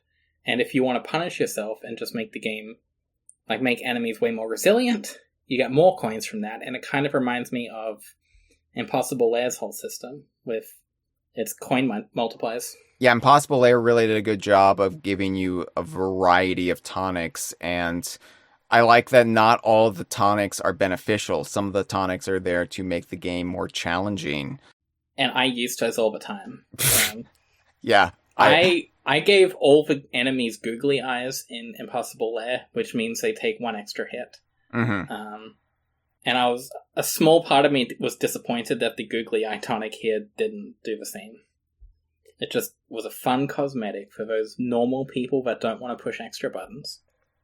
Now, beyond just Vendy, however, there's also Trouser. Now, what does Trouser do in the game now that he doesn't sell you moves? Well, Trouser has his own range of clothing. Again, this is very Odyssey style, where Trouser only takes regional quills, which they've taken the quill concept and they've run it through the filter of Odyssey, where now there are regional quills that you can sell to Trouser to get his own range of clothing and merchandise and accessories. Similar to Fossils and Bonanza. Yeah, I love this. But I do want to complain about something very insubstantial that won't affect most people but upset me. Okay. All the quills here are different colors, which is great. But there is a tonic that lets quills come to you, which I use. And when they're coming to you, they all revert back to the regular quill color from the original Yooka-Laylee. And it just upsets me a little, because I want to see a green or a purple quill come towards me. But it's just regular, generic quill. And a bit of my soul died when I saw that. I'm fine with the way they changed the quills, more or less. Like, it does feel like they were just looking at Odyssey and just seeing what they could, like, directly copy the homework of, but I think it works. It works. I can't complain. It works. I just wish the game was more polished, which is something I'll get to more later. Okay. All right. Well, and yeah, as you've said also, there's now fast travel in the game. They've added the marks, which are a great thematic tie-in with the games taking place in Grand Tomes. And you have a map now for just ease of access and to then track your pages. Moody Mage is now playable. It's so nice. Mm-hmm. Mm-hmm. And expanding Grand Tomes. Isn't that the composer for the game? You no longer expand the world. That whole feature has been removed, and for the better, honestly. Except I agree on every case, except I always liked the ice key thing with Isometric Palace. Yeah, like, expanding the worlds was a feature I initially championed. Even after I saw the execution, I thought it's clever in some areas. It is fun the different ways they would expand it and how it wouldn't always be the same, like the ice keys in Glitter Glaze Glacier. That's the one good one. Yeah, opening the Isometric Palace, because it doesn't like add anything to the world. It just makes part of the world accessible in a fun callback sort of way. But they never really committed to the bit in Yooka-Laylee, and it felt like it was this really ambitious idea they had that they could never follow through with in a satisfying way, and most players would never even bother with the smaller or emptier versions of the world. I always tried to give them a shot because I wanted to experience every world, like get every drop out of the world as it existed in that form before I moved on. I'm so glad I don't have to do it this time around, though. That it just made it less interesting, and it always made it more frustrating because it was like, I'm gonna have to just come back. I'm gonna have to exit. I'm gonna have to expand. I'm gonna have to come back in. What am I doing with my life right now? Yeah, I did the same thing. I'd always play. I wouldn't play the whole level in its base state, but I'd play a little of it. Except Capital Casino, where there's nothing to fucking do. But the expanding mechanic was a neat concept that was poorly executed, and Impossible Lair did its own spin on it, which was amazing. And I don't think Replaylee would be the type of game where you'd want to do that same kind of modification. So I think it's just better to cut the whole system out and just have the whole game be fun from the start. A radical concept, I know. I think it's just, yeah, it's clear that the idea, while clever, was maybe too clever for what they were capable of doing or had the time to really execute. Like, in the live stream, Bayan the Bear has a really great point that the state changes in Impossible Layers levels were the fully realized version of the Tome expansions. And yeah, like, what an ingenious idea in Impossible Layer. Like, that's a game that, like, really executed its concepts and, like, flourishes of inspiration to the hilt. And I feel like Yooka-Laylee never got there, so it just makes more sense to cut out what didn't really work. I know Gem is a Yooka-Laylee fan who isn't having a great time with Replaylee, and apparently she misses the expanding, which I want to respect opinions, but I do find that a bit... It's a bit odd. Hard to empathize with. It feels like maybe clinging to something out of nostalgia. I can't speak for Gem here, but I don't. Yeah, really... I'm not diagnosing Gem with this. You can tell Hyle directly how wrong he is for making assumptions. Look, we are in agreement about the expansions being cut. I am actually. I am, but I'm not going to assume anything about Gem. Gem might entirely love their execution. Maybe even for Casino, a level that went from terrible to amazing in the original once you expanded it. I kind of liked Capital Casino even when, like, most of it was under construction or repairs or whatever. I too like big empty rectangles. Okay, all right. Capital Casino is probably, like, aside from Galleon Galaxy, it's probably my favorite world in Yooka-Laylee. It's just so different, and I think that's what I realized ultimately with Yooka-Laylee, is that anything that was a bit different from Banjo-Kazooie, I ended up liking it more, when it wasn't just trying to be Banjo-Kazooie, even though that's what I wanted, that's what I thought I wanted. I really just liked Yooka-Laylee finding its own voice and finding its own identity. That was more exciting for me. Yeah, no, I fully agree. Yooka-Laylee sold itself on wanting to be something, and I found it was at its best when it was being its own thing. Yeah. So I understand why the remake has abandoned some of the Banjo ideas and aesthetics, but a small part of me, even though I know I like all the stuff Yooka-Laylee does on its own to be its own separate weird little game, a small part of me does kind of miss it being just Banjo with serial numbers removed. And I know I'm wrong for thinking that. It's not that you're wrong for thinking that. I think I have a lot of sentimental feelings for Yooka-Laylee because it is over 8 years old at this point. It feels to us very contemporary still and very recent and very... This is worse than when someone says, oh, they're young enough that they could be a child. They're young enough that half their life ago was Yooka-Laylee.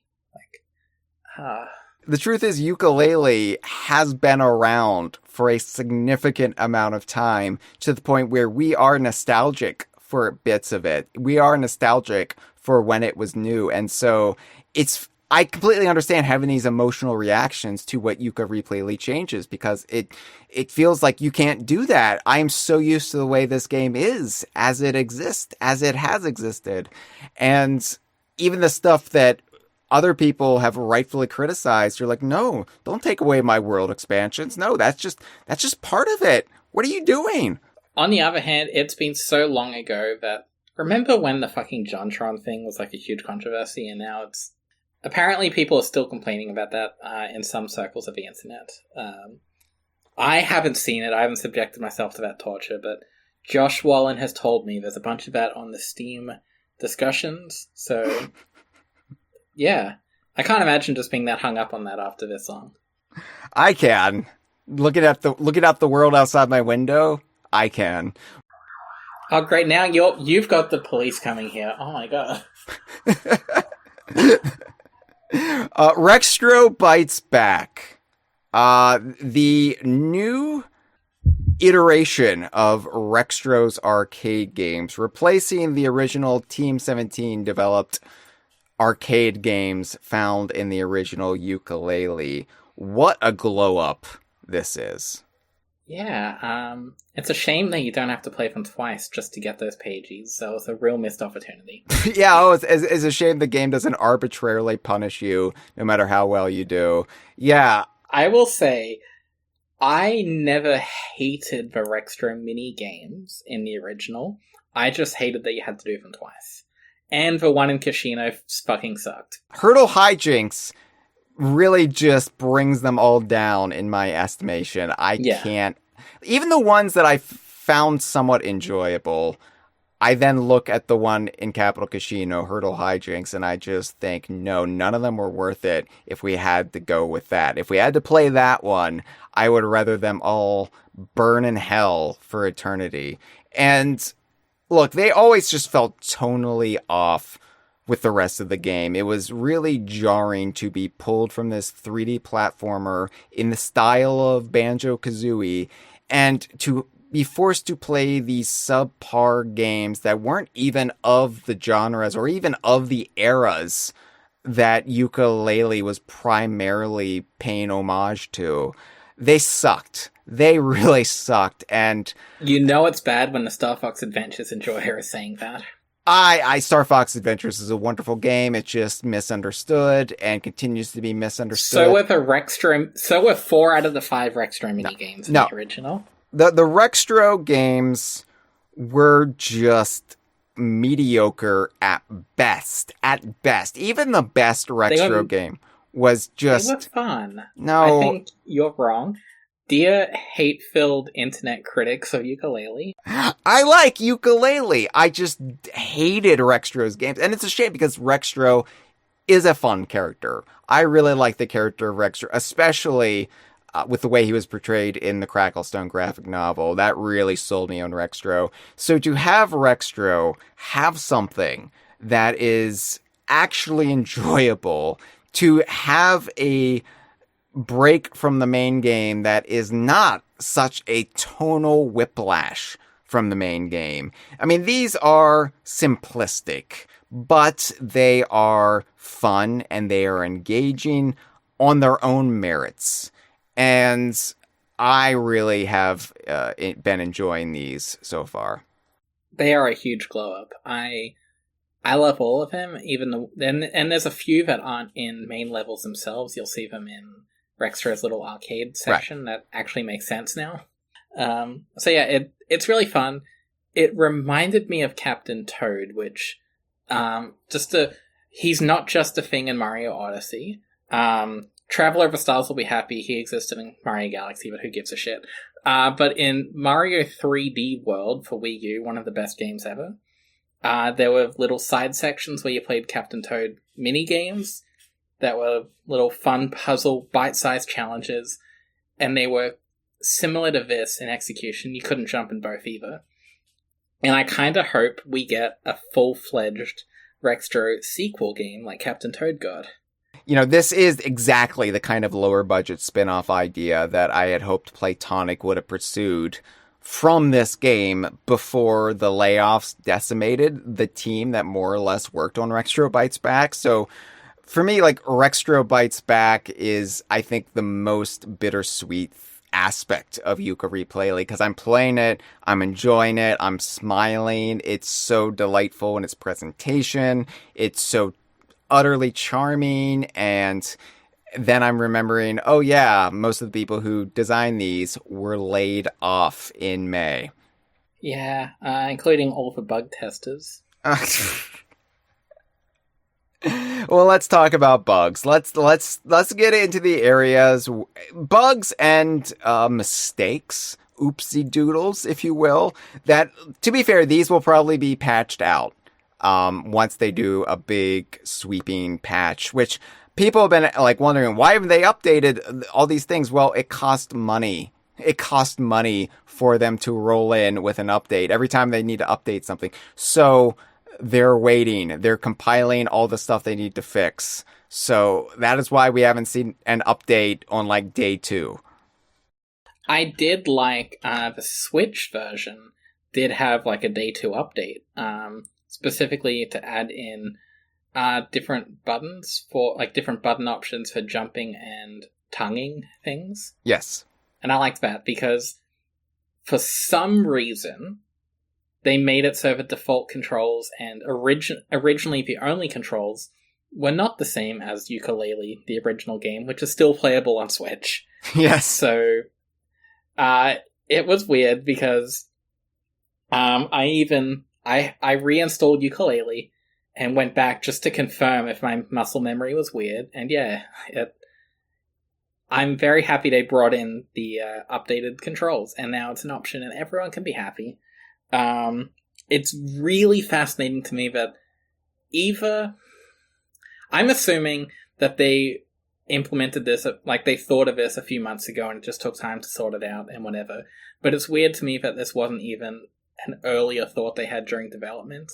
That maybe people would want the same controls as the original game. I mean, I'm wondering how much Playtonic even handled the Switch 2 port of the game. I think, I don't know. I can't say for sure. I'm wondering how much if it was just done by PM Studios. I think really called PMS. I don't know. Playing that Switch 2 version, I was raging a little bit, I have to say.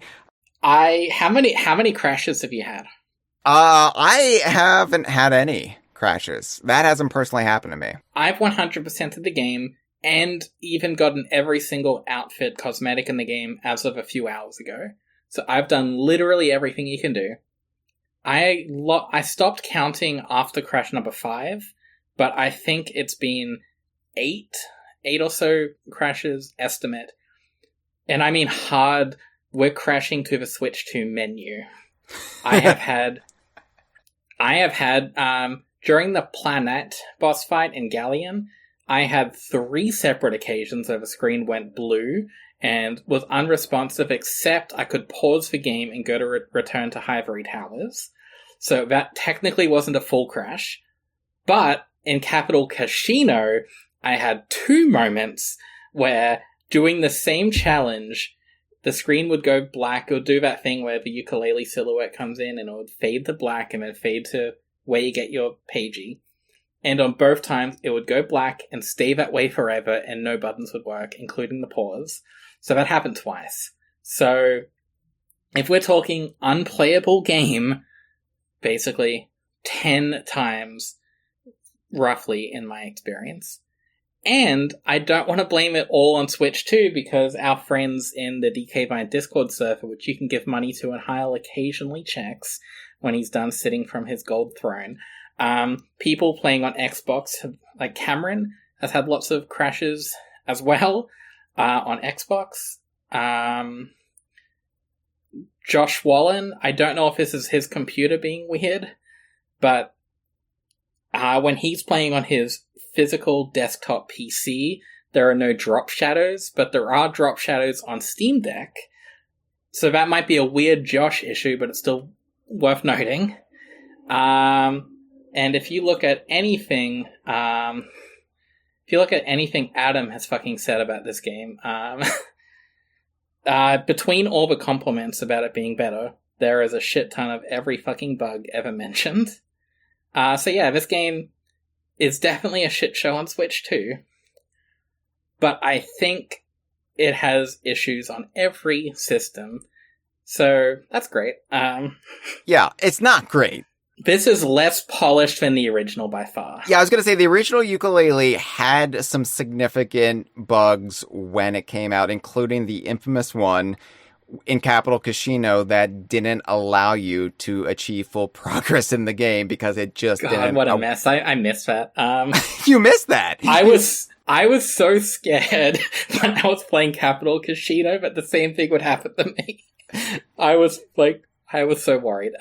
It was a shit show because here's this game that is marketed towards this crowd that is obsessive about collecting everything. And we are going to make it so it is impossible to get a pagey. Yeah, it was great. Oh, God. And also, just everyone loves Impossible Lair, including me. It's amazing, and I would say it's Playtonic's best game. I had a bug in that game that I don't know if anyone else ever had, where my first save file was incompletable for a few hours. So I think Playtonic has a curse where they can't do this, but if you're interested, when you give Trouser the money to lower the paywall, the first one, for some reason, my paywall was hovering a few feet off the ground. So when he lowered it, it went to the starting position. And I don't know if others had this issue. I posted it on Twitter back when that was a good website, being like, hey, fix this. I don't even know if they saw my thing, because I didn't get any engagement from it, but a few hours later the game was updated and that save file worked. Oh, okay. So all you have to do is complain on the internet and you'll get what you want. Yeah, and they are working on that right now with some mistaken artist credits. Oh, I thought you were going to say they're putting JonTron back in the game. No, this isn't A Hat in Time, which was another game that everyone loved that came out around the same time as Yooka-Laylee, and was another reason Yooka-Laylee was the worst game ever, because A Hat in Time is so much better, and it has JonTron in it, so it can't be bad. Well, yeah, let's talk about the people who are in this game, or supposed to be in this game, because of course, Playtonic ran this big capital B commission competition earlier in the year where fan artists could submit artwork of Capital B and the Ivory Towers gang, Quackcore, all the baddies of the game, and then they would be displayed in a gallery in Capital Casino and in certain other areas throughout the game. And this was a really fun idea. I thought it was great. It's another way to get fan tributes into a Yooka-Laylee game because it actually required talent and not nepotism, as you said. I didn't even bother. If they don't just hand me the acknowledgement, I'm not going to care. But several people that we know, including people on the DK Vine staff, like Cameron, I think you're mistaken. It's actually someone that's very similar to Cameron, but it's actually not them. Look, as someone who had their Emmy initially misspelled, I can completely relate with this. I feel Cameron. Because, yeah, Cameron got a winning submission, as did several other people in our community, including our friend Grunt. Did they only fuck over people we know? Actually, I think Banana Media is okay in this, I think. Okay. Yeah, but if you look close, I mean, the person who was most fucked over was an artist by the name of Gemma Bright. And I'm going to give them a plug because they deserve it right now. Gemma Bright, I think it's pronounced Gemma. It might be Gemma, probably Gemma. Gemma Bright of Nifty Halo Studios. It's spelled NIFTIHALO, one word, Studios. You can find their website at niftyhalostudios.com. But they have the first piece of artwork that you see in the game. It's a portrait of Dr. Quack that's hanging near Dr. Quack's makeshift, sad little desk that actually used as the episode artwork for YouTube and SoundCloud on this episode. Why does it have to be the very first one you see? It's funny to me that it's like, if it was in Capital Casino, you could understand it getting lost in all of them. But the biggest mistake being the very first thing you see is funny. It's awful, but it's just funny that it's specifically this. It's so unfortunate like, because you can't miss it. You can't miss it, and you approach the signmen, which are the very fun names of the signs now in Yooka-Replaylee. They're all Digimon. Just Andre in the chat will know what that means. Traveler Over Stars is too young to know what that means. And Hyle, you're too old to know what that means. Is that like a Tamagotchi? Yeah, it's like that. There was a movie where it had lots of really good music in it. That's about it. Harmonial. So I approached this artwork. It's like, oh, it's one of the fan artworks. Fun. And I read the sign, and it said BZ Money by Chris Adelorado. And I was like, oh, Grunt. That's Grunt. And I was like, huh. That's funny. That doesn't look like Grunt's artwork. That doesn't look like Grunt's style. That doesn't seem like the artwork that I remember Grunt submitting. Did Grunt get two pieces in the game? It's not Grunt's artwork. It's Gemma Bright from Nifty Halo Studios. And they just completely put the wrong credit, the wrong attribution to this piece of artwork. And apparently, I'm not in Capital Casino yet, but I've been told that Grunt's artwork is actually properly attributed as BZ Money in Capital Casino, so Gemma Bright just didn't get credited as of this build of the game. It's a shame. It's genuinely disappointing, and like, it's one thing for this game to be a buggy mess. It's just, it is genuinely like heartbreaking that it would release like this without the very first art that you see in the game that's in like a special pedestal with a big light next to it and everything. It's just, it couldn't be any more obvious, like, that this is like a big deal, and I don't know. I guess there's a small mercy in the fact that the physical copies of this game won't be out for a while. Yes. So hopefully the physical edition of the game will be all correct and attribute this. Otherwise there is no God, and that will be your proof. No, there's a log, and log is, of course, biased towards Banjo and Kazooie, not Yooka and Laylee. Cameron's last name is misspelled in Capital Casino. They spelled Regal wrong.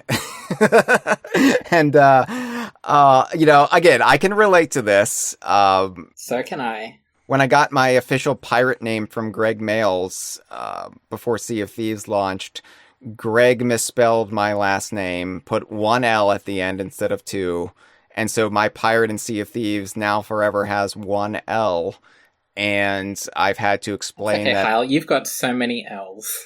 Fuck you. I have to explain that my family changed their surname from Russell with one L to Russell with two L's to escape the shame of piracy, the stain of that legacy, which actually worked in its favor. Greg Mails is a genius, it turns out.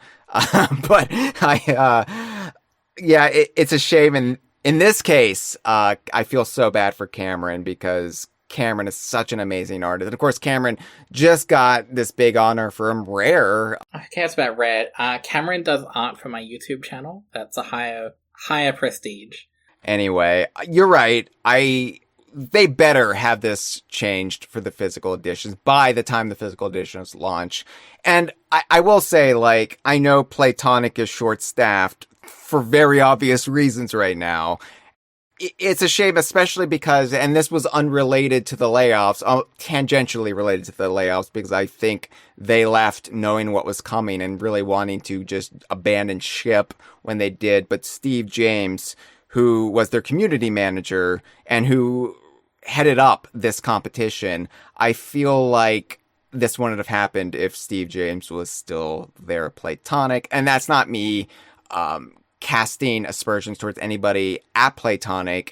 Like I said, they are all probably scrambling with a lot more workload dropped in their laps. Shit happens. We all make typos. We all make errors from time to time. I do it every damn day at DK Vine. What's my excuse? The people at Playtonic, I do not blame for this. It's just a shame that it happened. Yes. And it's carelessness, but carelessness happens. It's just, if there were more people there, if there are more checks there, this could have been avoided. It's really a shame because this, in particular, this thing to honor the fans, and, I mean, this would really be a huge, big damn deal for anybody who got their artwork in the game. And to have it be completely ruined or partially ruined for the few people who either didn't get their credit in there, had it misattributed to another artist, or just had their names misspelled. That sucks. That absolutely sucks. And it's a shame they couldn't get this right. It doesn't appear to be a good look, does it? So... Well, the next time they remake Yooka-Laylee, they'll have this all sorted. Third time's the charm, they say. I feel like we've gotten negative, so let me get even more negative. I gotta talk about the Switch 2 version. What a shit show. The Switch 2 version, I heard it was 30 frames per second, and I was like, okay, whatever, because given my age, given my experience playing games of this sort, I have never been one to give a good goddamn about frame rate. It's just never been a thing for me. When the original Banjo-Tooie came out on the N64 and IGN, those brilliant minds at IGN were like, oh, the frame rate is terrible. I was like, fuck you, you hate-filled internet critic. Banjo-Tooie feels fine to me. So I've never been one to be like, oh god, the frame rate. This is the first time I've ever been like, oh god, the frame rate, playing a game. You know it's bad if it really dents my armor and my toxic positivity towards the DKU. On the other hand, it didn't bother me. So, you need to pull out the Freezer to Hyle frame rate judgment guide and see where you land on that spectrum. And if you're closer to me, you'll be fine with it. And if you're closer to Hyle, you'll know not to go with the Switch 2. I did not have any problems with performance because my game was too busy crashing for me to notice. But the performance was fine enough for me. But I have played worse, and I grew up on PAL Banjo-Tooie, so I'm even more broken than you were. Mm-hmm. Yeah. So yeah, I didn't mind. I didn't have issues. I did play 90% of this game on the TV, for what it's worth. I did play some in handheld mode and didn't notice issues, but a cat was blocking my view, so I never noticed. For me, it still felt terrible in dock mode. It was jittery, stuttering, it wasn't very responsive, and it's not entirely unplayable because you do get used to it, but just like the button switcheroo at first... Yeah, I initially attributed to, I'm out of practice because I've been playing Bonanza for 165 hours total. No sleep time there. That's all just pure, unfiltered time spent in the game. But no, it's going to the Xbox Series X version, Series XS version. It was like night and day. It was like the blinders had been lifted from my eyes. Aside from any bugs or crashes or imperfections that you run into with performance, gameplay, movement, it plays like a dream on the other consoles. And Switch 2, especially compared to the port of Yooka-Laylee on the original Switch, this is so subpar. It is such a slapdash port.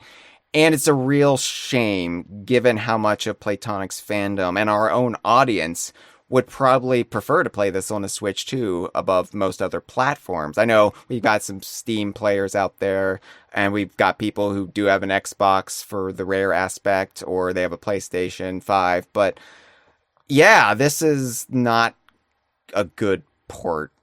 This is bad. I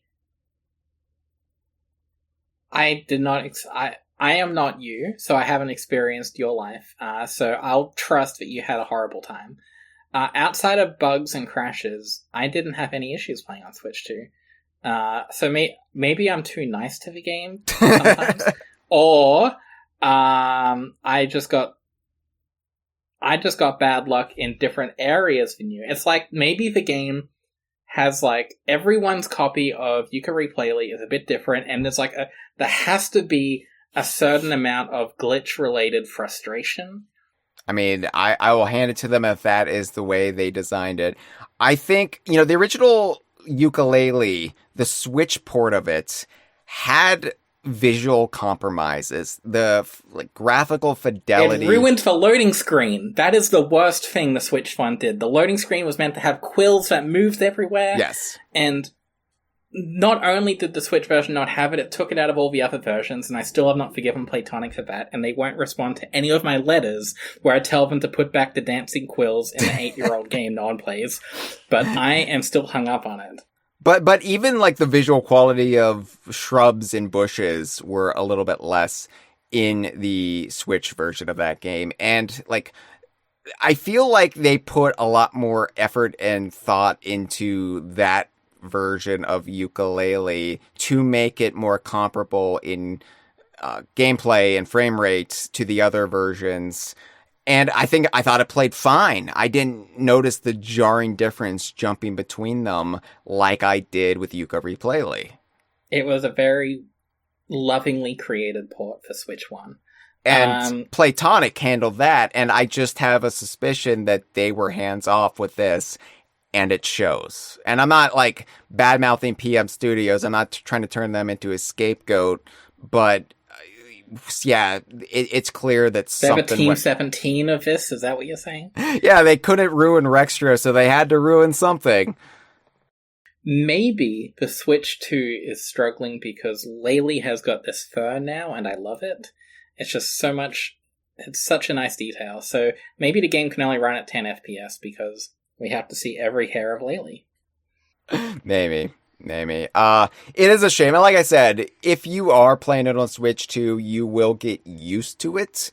But if you jump to another version, it is very, very hard to go back. We have a call. To play, Freezer. Did they think this was the Bonanza episode? I checked ahead of time. No, they didn't start talking about the next layer. We have already gotten some calls on that world. We got more calls for that world than we got for Yooka-Replaylee First Impressions. But I want to play. Are you at like an important moment of that game? It's kind of forgetful. Bonanza kind of blurs together. It's all one big, average game. If I'm honest, I'm still in Racing Layer looking at Diddy's foreskin. For what it's worth, Bonanza is the best 3D platformer of the year. I'm sorry, Yooka-Replaylee. I really wanted to like you more than Bonanza, even if that would get me kicked out of the community. But hot take, Bonanza's actually a pretty good game. Bonanza's I don't know if right. anyone has said that. Yeah. Bonanza is like the Yooka-Laylee of 2017, where it was the best. And Yooka-Replaylee is like the Mario Odyssey of 2017, where it's just... It's good. It can't compete with perfection. Alright, well, let's play this call and see their take. Hear their take, even. I mean, we're not going to see anything, but we're going to listen to their take. We're going to see where they come down on the debate. And then we're going to wrap this up with our final thoughts for now. We're going to bring it back in the realm of positivity, because overall, I have really been enjoying Yooka-Replaylee. Warts and all. I love Wart. They should bring him back in a Mario game. Maybe I would like it more than Odyssey then. Let's play the call! Hey, Hyle, this is Kremling Cutthroat 19, first time caller, and yeah, it seemed like a good occasion to call. I just got to capital B on Yooka-Replaylee, so I want to give you my opinion. So I've really never been more mixed on a game in my life. I don't know how to describe it really. So this really wasn't the announcement I wanted after half a decade of radio silence, but yeah, I decided to pony up and pay for the game a couple days ago and play through it. It's kind of a weird feeling. I'm really mixed on this game. Never been this mixed on a game in my life. I think the gameplay is significantly better.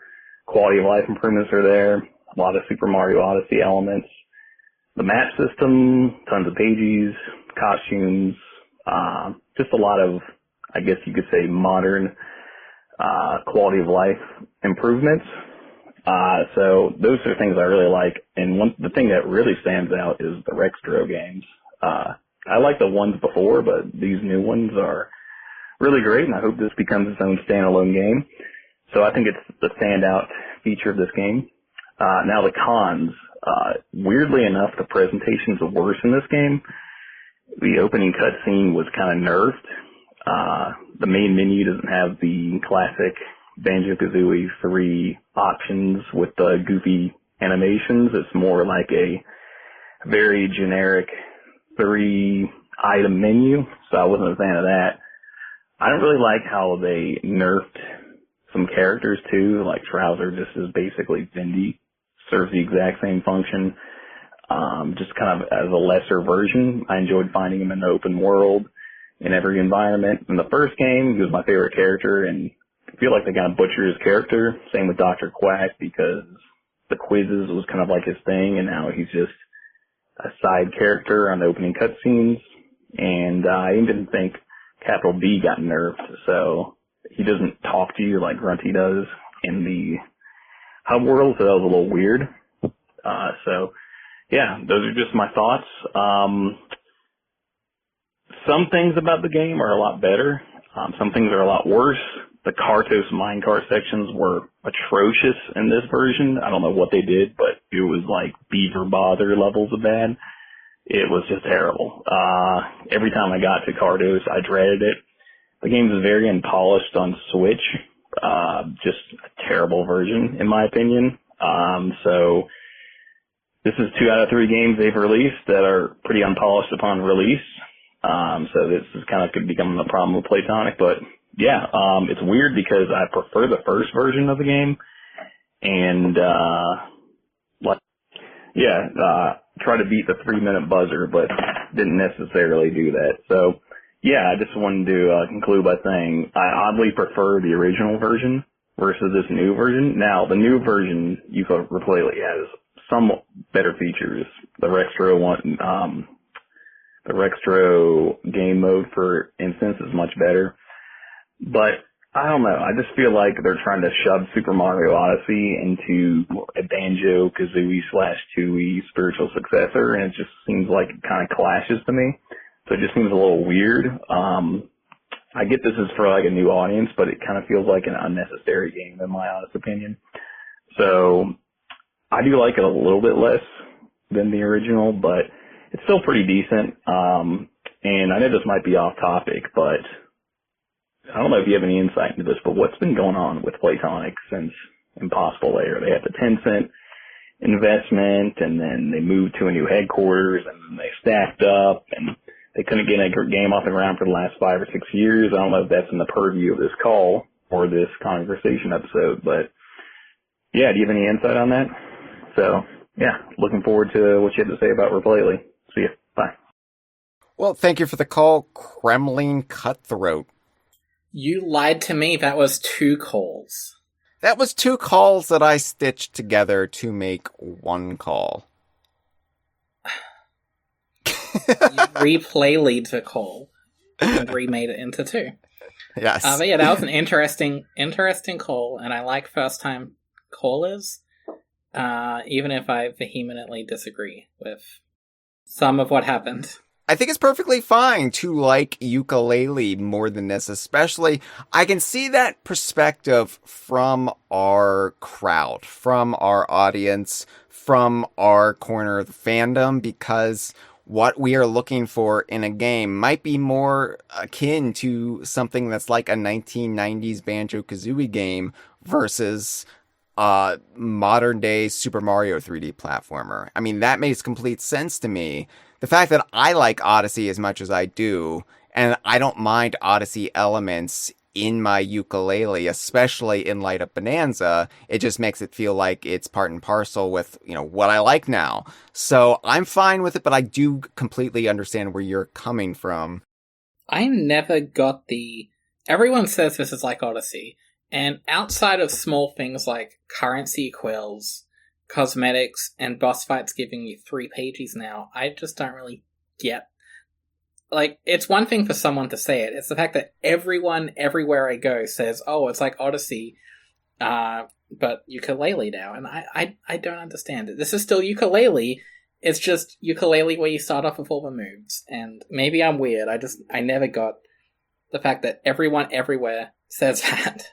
Well, it's not exactly like Odyssey, of course. It's not Yooka-Laylee. It's good. It's better than Odyssey. It's not Yooka-Laylee traveling in an airship from kingdom to kingdom while Vendi is going to be married to capital B or whatever. But I think that it's clear that there is so much Odyssey influence in here, from the structure, from the way collectibles are now doled out, even little presentations like the victory screen when you get a major collectible is basically Odyssey. So it's clear. I saw it as like a one-up from the Banjo-Kazooie, like, Jiggy getting collection. Like, I don't know, I saw it more like that. I know Odyssey was also inspired by some of the old Rare games. Yeah. So it's coming full circle, but yeah. I see this as like another Banjo type thing, more so than it's Odyssey again.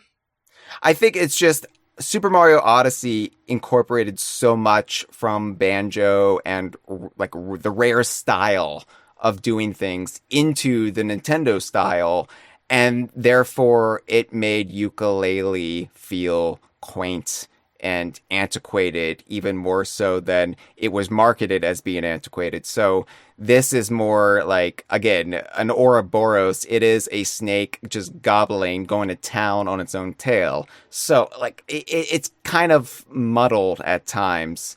Yes, it's inspired by Odyssey, but also remember what Odyssey was doing was greatly inspired by the likes of Banjo-Kazooie. So, I will say, though, that, like, it is one of those things where I think that Yooka-Replaylee primarily exists, and I got into this in my review on the site. Yooka-Laylee and Impossible Lair really went under the radar, partially based on the negative reaction to Yooka-Laylee by the greater gaming community.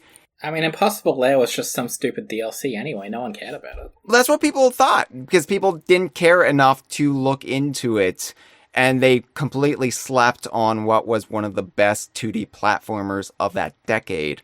So, like, I get why Playtonic went this route, and I can't speak to everything you asked at the end of your call, but I can say that Playtonic has started and toyed with several games in the years since Impossible Lair. Some of those games fell under the Yooka-Laylee umbrella.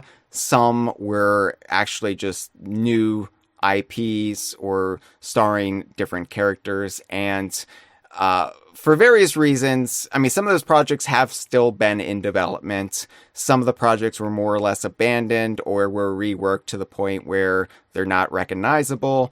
I think they went with Yooka-Replaylee first because it was sadly a project pushed by a lot of the staff that were unfortunately laid off in May.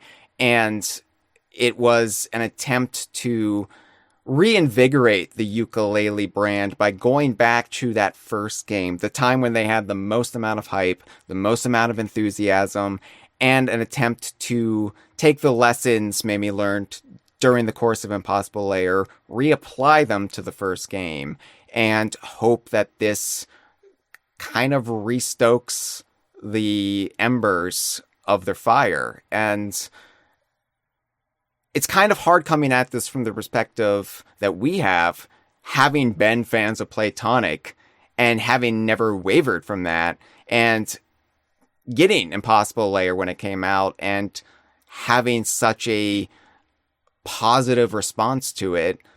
But that, unfortunately, does not guarantee them any financial success, given how relatively small the greater Rare / DKU fan community actually is. To add insult to injury here, I have told a lot of normal people in my life, oh, Yooka-Replaylee, it's out or it's coming out, depending on when I said it. And all of them either have never heard of it, or assumed this was just like an HD remaster of the original for PS5 and Switch 2 and stuff, not knowing that this has core gameplay differences and is a fundamentally different game based on the original. Yes. And Playtonic, I feel like when they got the Kickstarter money, it was partially funded by a monkey's paw, and these are all the bad things coming with it. Yeah. Now, the 10-cent deal that you brought up, Crimling Cutthroat, I think that is... I mean, honestly, I get it. I get why that is, like, pointed to as, oh no, like, that is the source of all of Playtonic's problems. I think really the biggest issue, beyond not just getting any games out for 6 years, ultimately, was the fact that they moved to a expensive new studio space and they didn't budget properly. They didn't need to move to that new headquarters. They could have all just worked as is. I mean, the pandemic proved people can work from home just fine. And I think it was kind of getting ahead of themselves a little bit. And unfortunately, it blew up in their face. And like, I don't want to just attribute it to the new studio. There's probably multiple factors involved with why the layoffs happened. But ultimately, that was a big thing. I think the influx of 10-cent cash might have made their financial coffers seem a little bit deeper than they actually were. I don't know.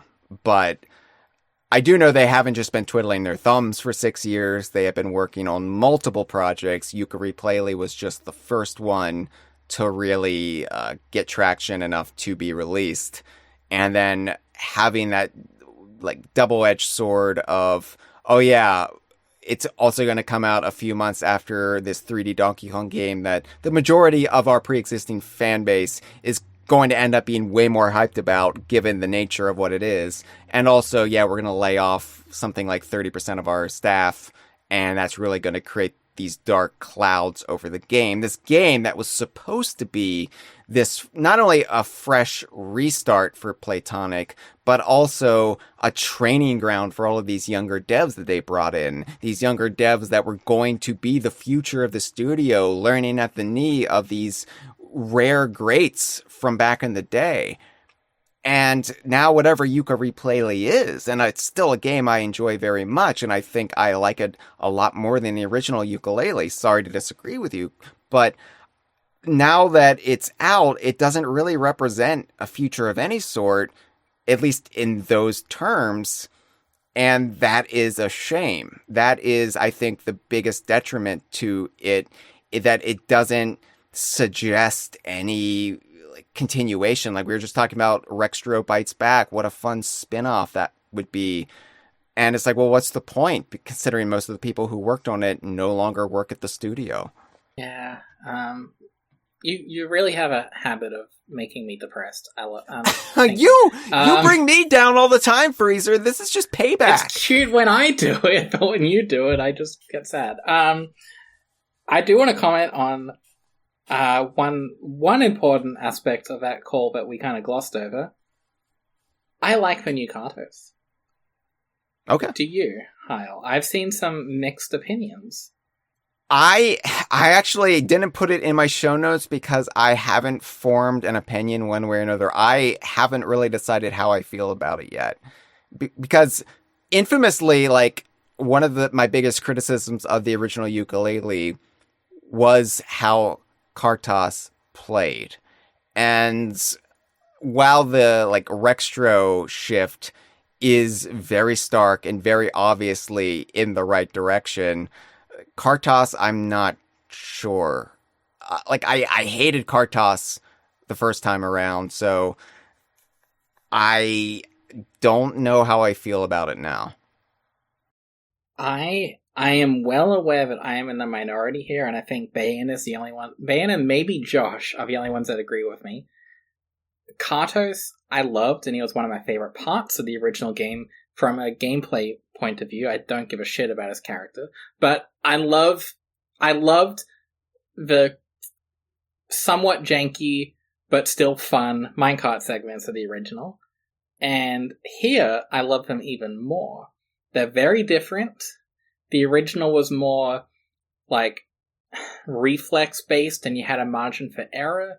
Here, it's more, do this specific thing at the specific time because you need 100% of the gems.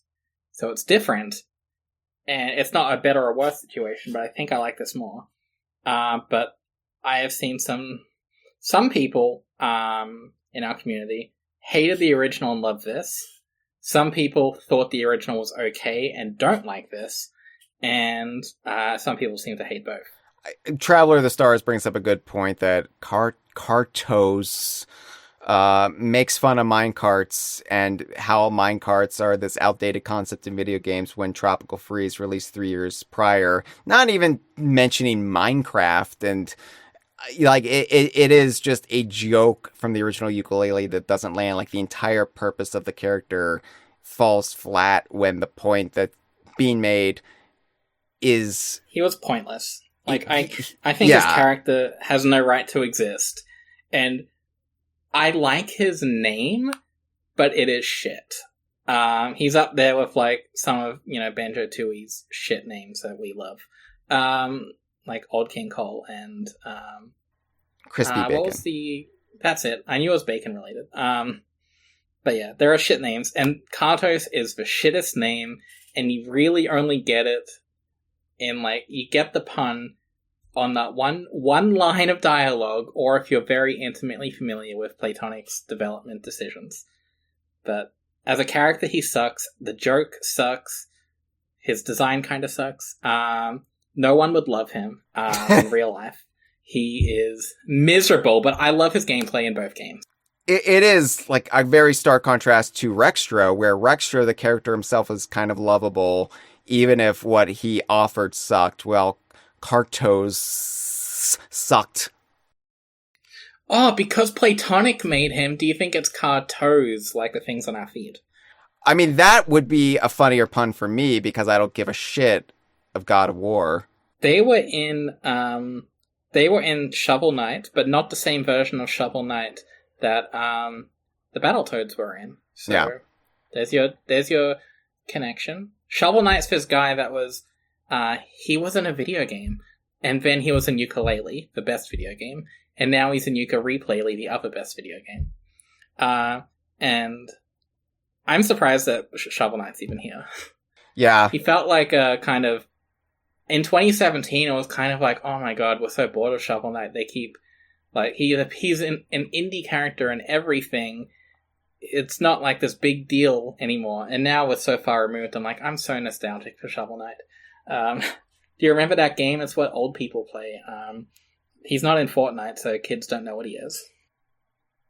I don't know. They should have just gone with a like. I'm glad they didn't replace him. I'm glad he's still in there. They could have put Clive and Wrench in there.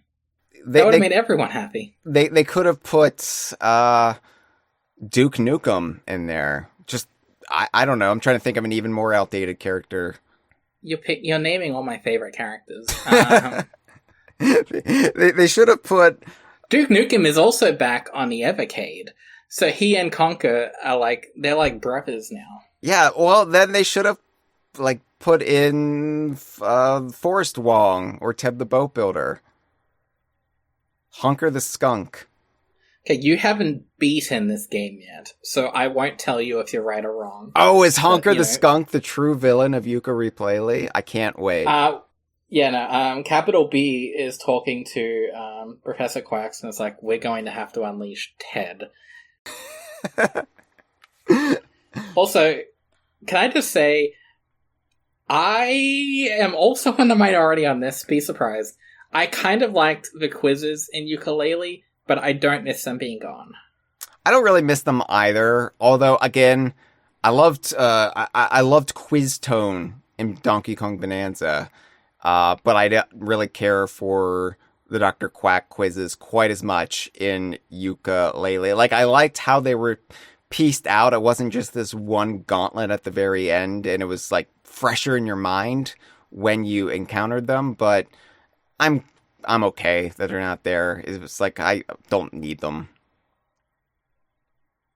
I think that, like, for me, and that kind of represents the same thing as Kartos in the original game was, we're going to promise our Kickstarter crowd that we're going to put minecart sequences in there, because you love those from the Donkey Kong Country games, right? Minecart sequences. Donkey Kong 64 had them, and we're going to promise quizzes. It's going to be just like Banjo-Kazooie, and I think some of that stuff did hold Yooka-Laylee back. Even if I liked it, it maybe held Yooka-Laylee back from really feeling like its own organic thing.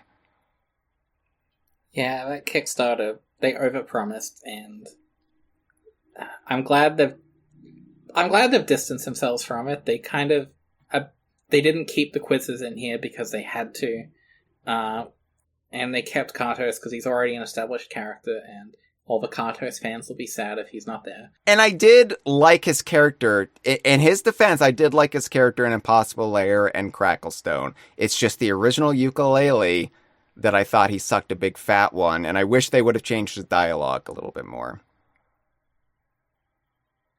Yeah. It's a shame, but I'm curious. Sorry to keep you here and make you have to edit an episode that will... If I stretch it out, we could make it to 5 hours, but it'll be very tricky at this stage. But you are notoriously not a fan of remakes. So yes. Do you think this is your favorite DKU remake?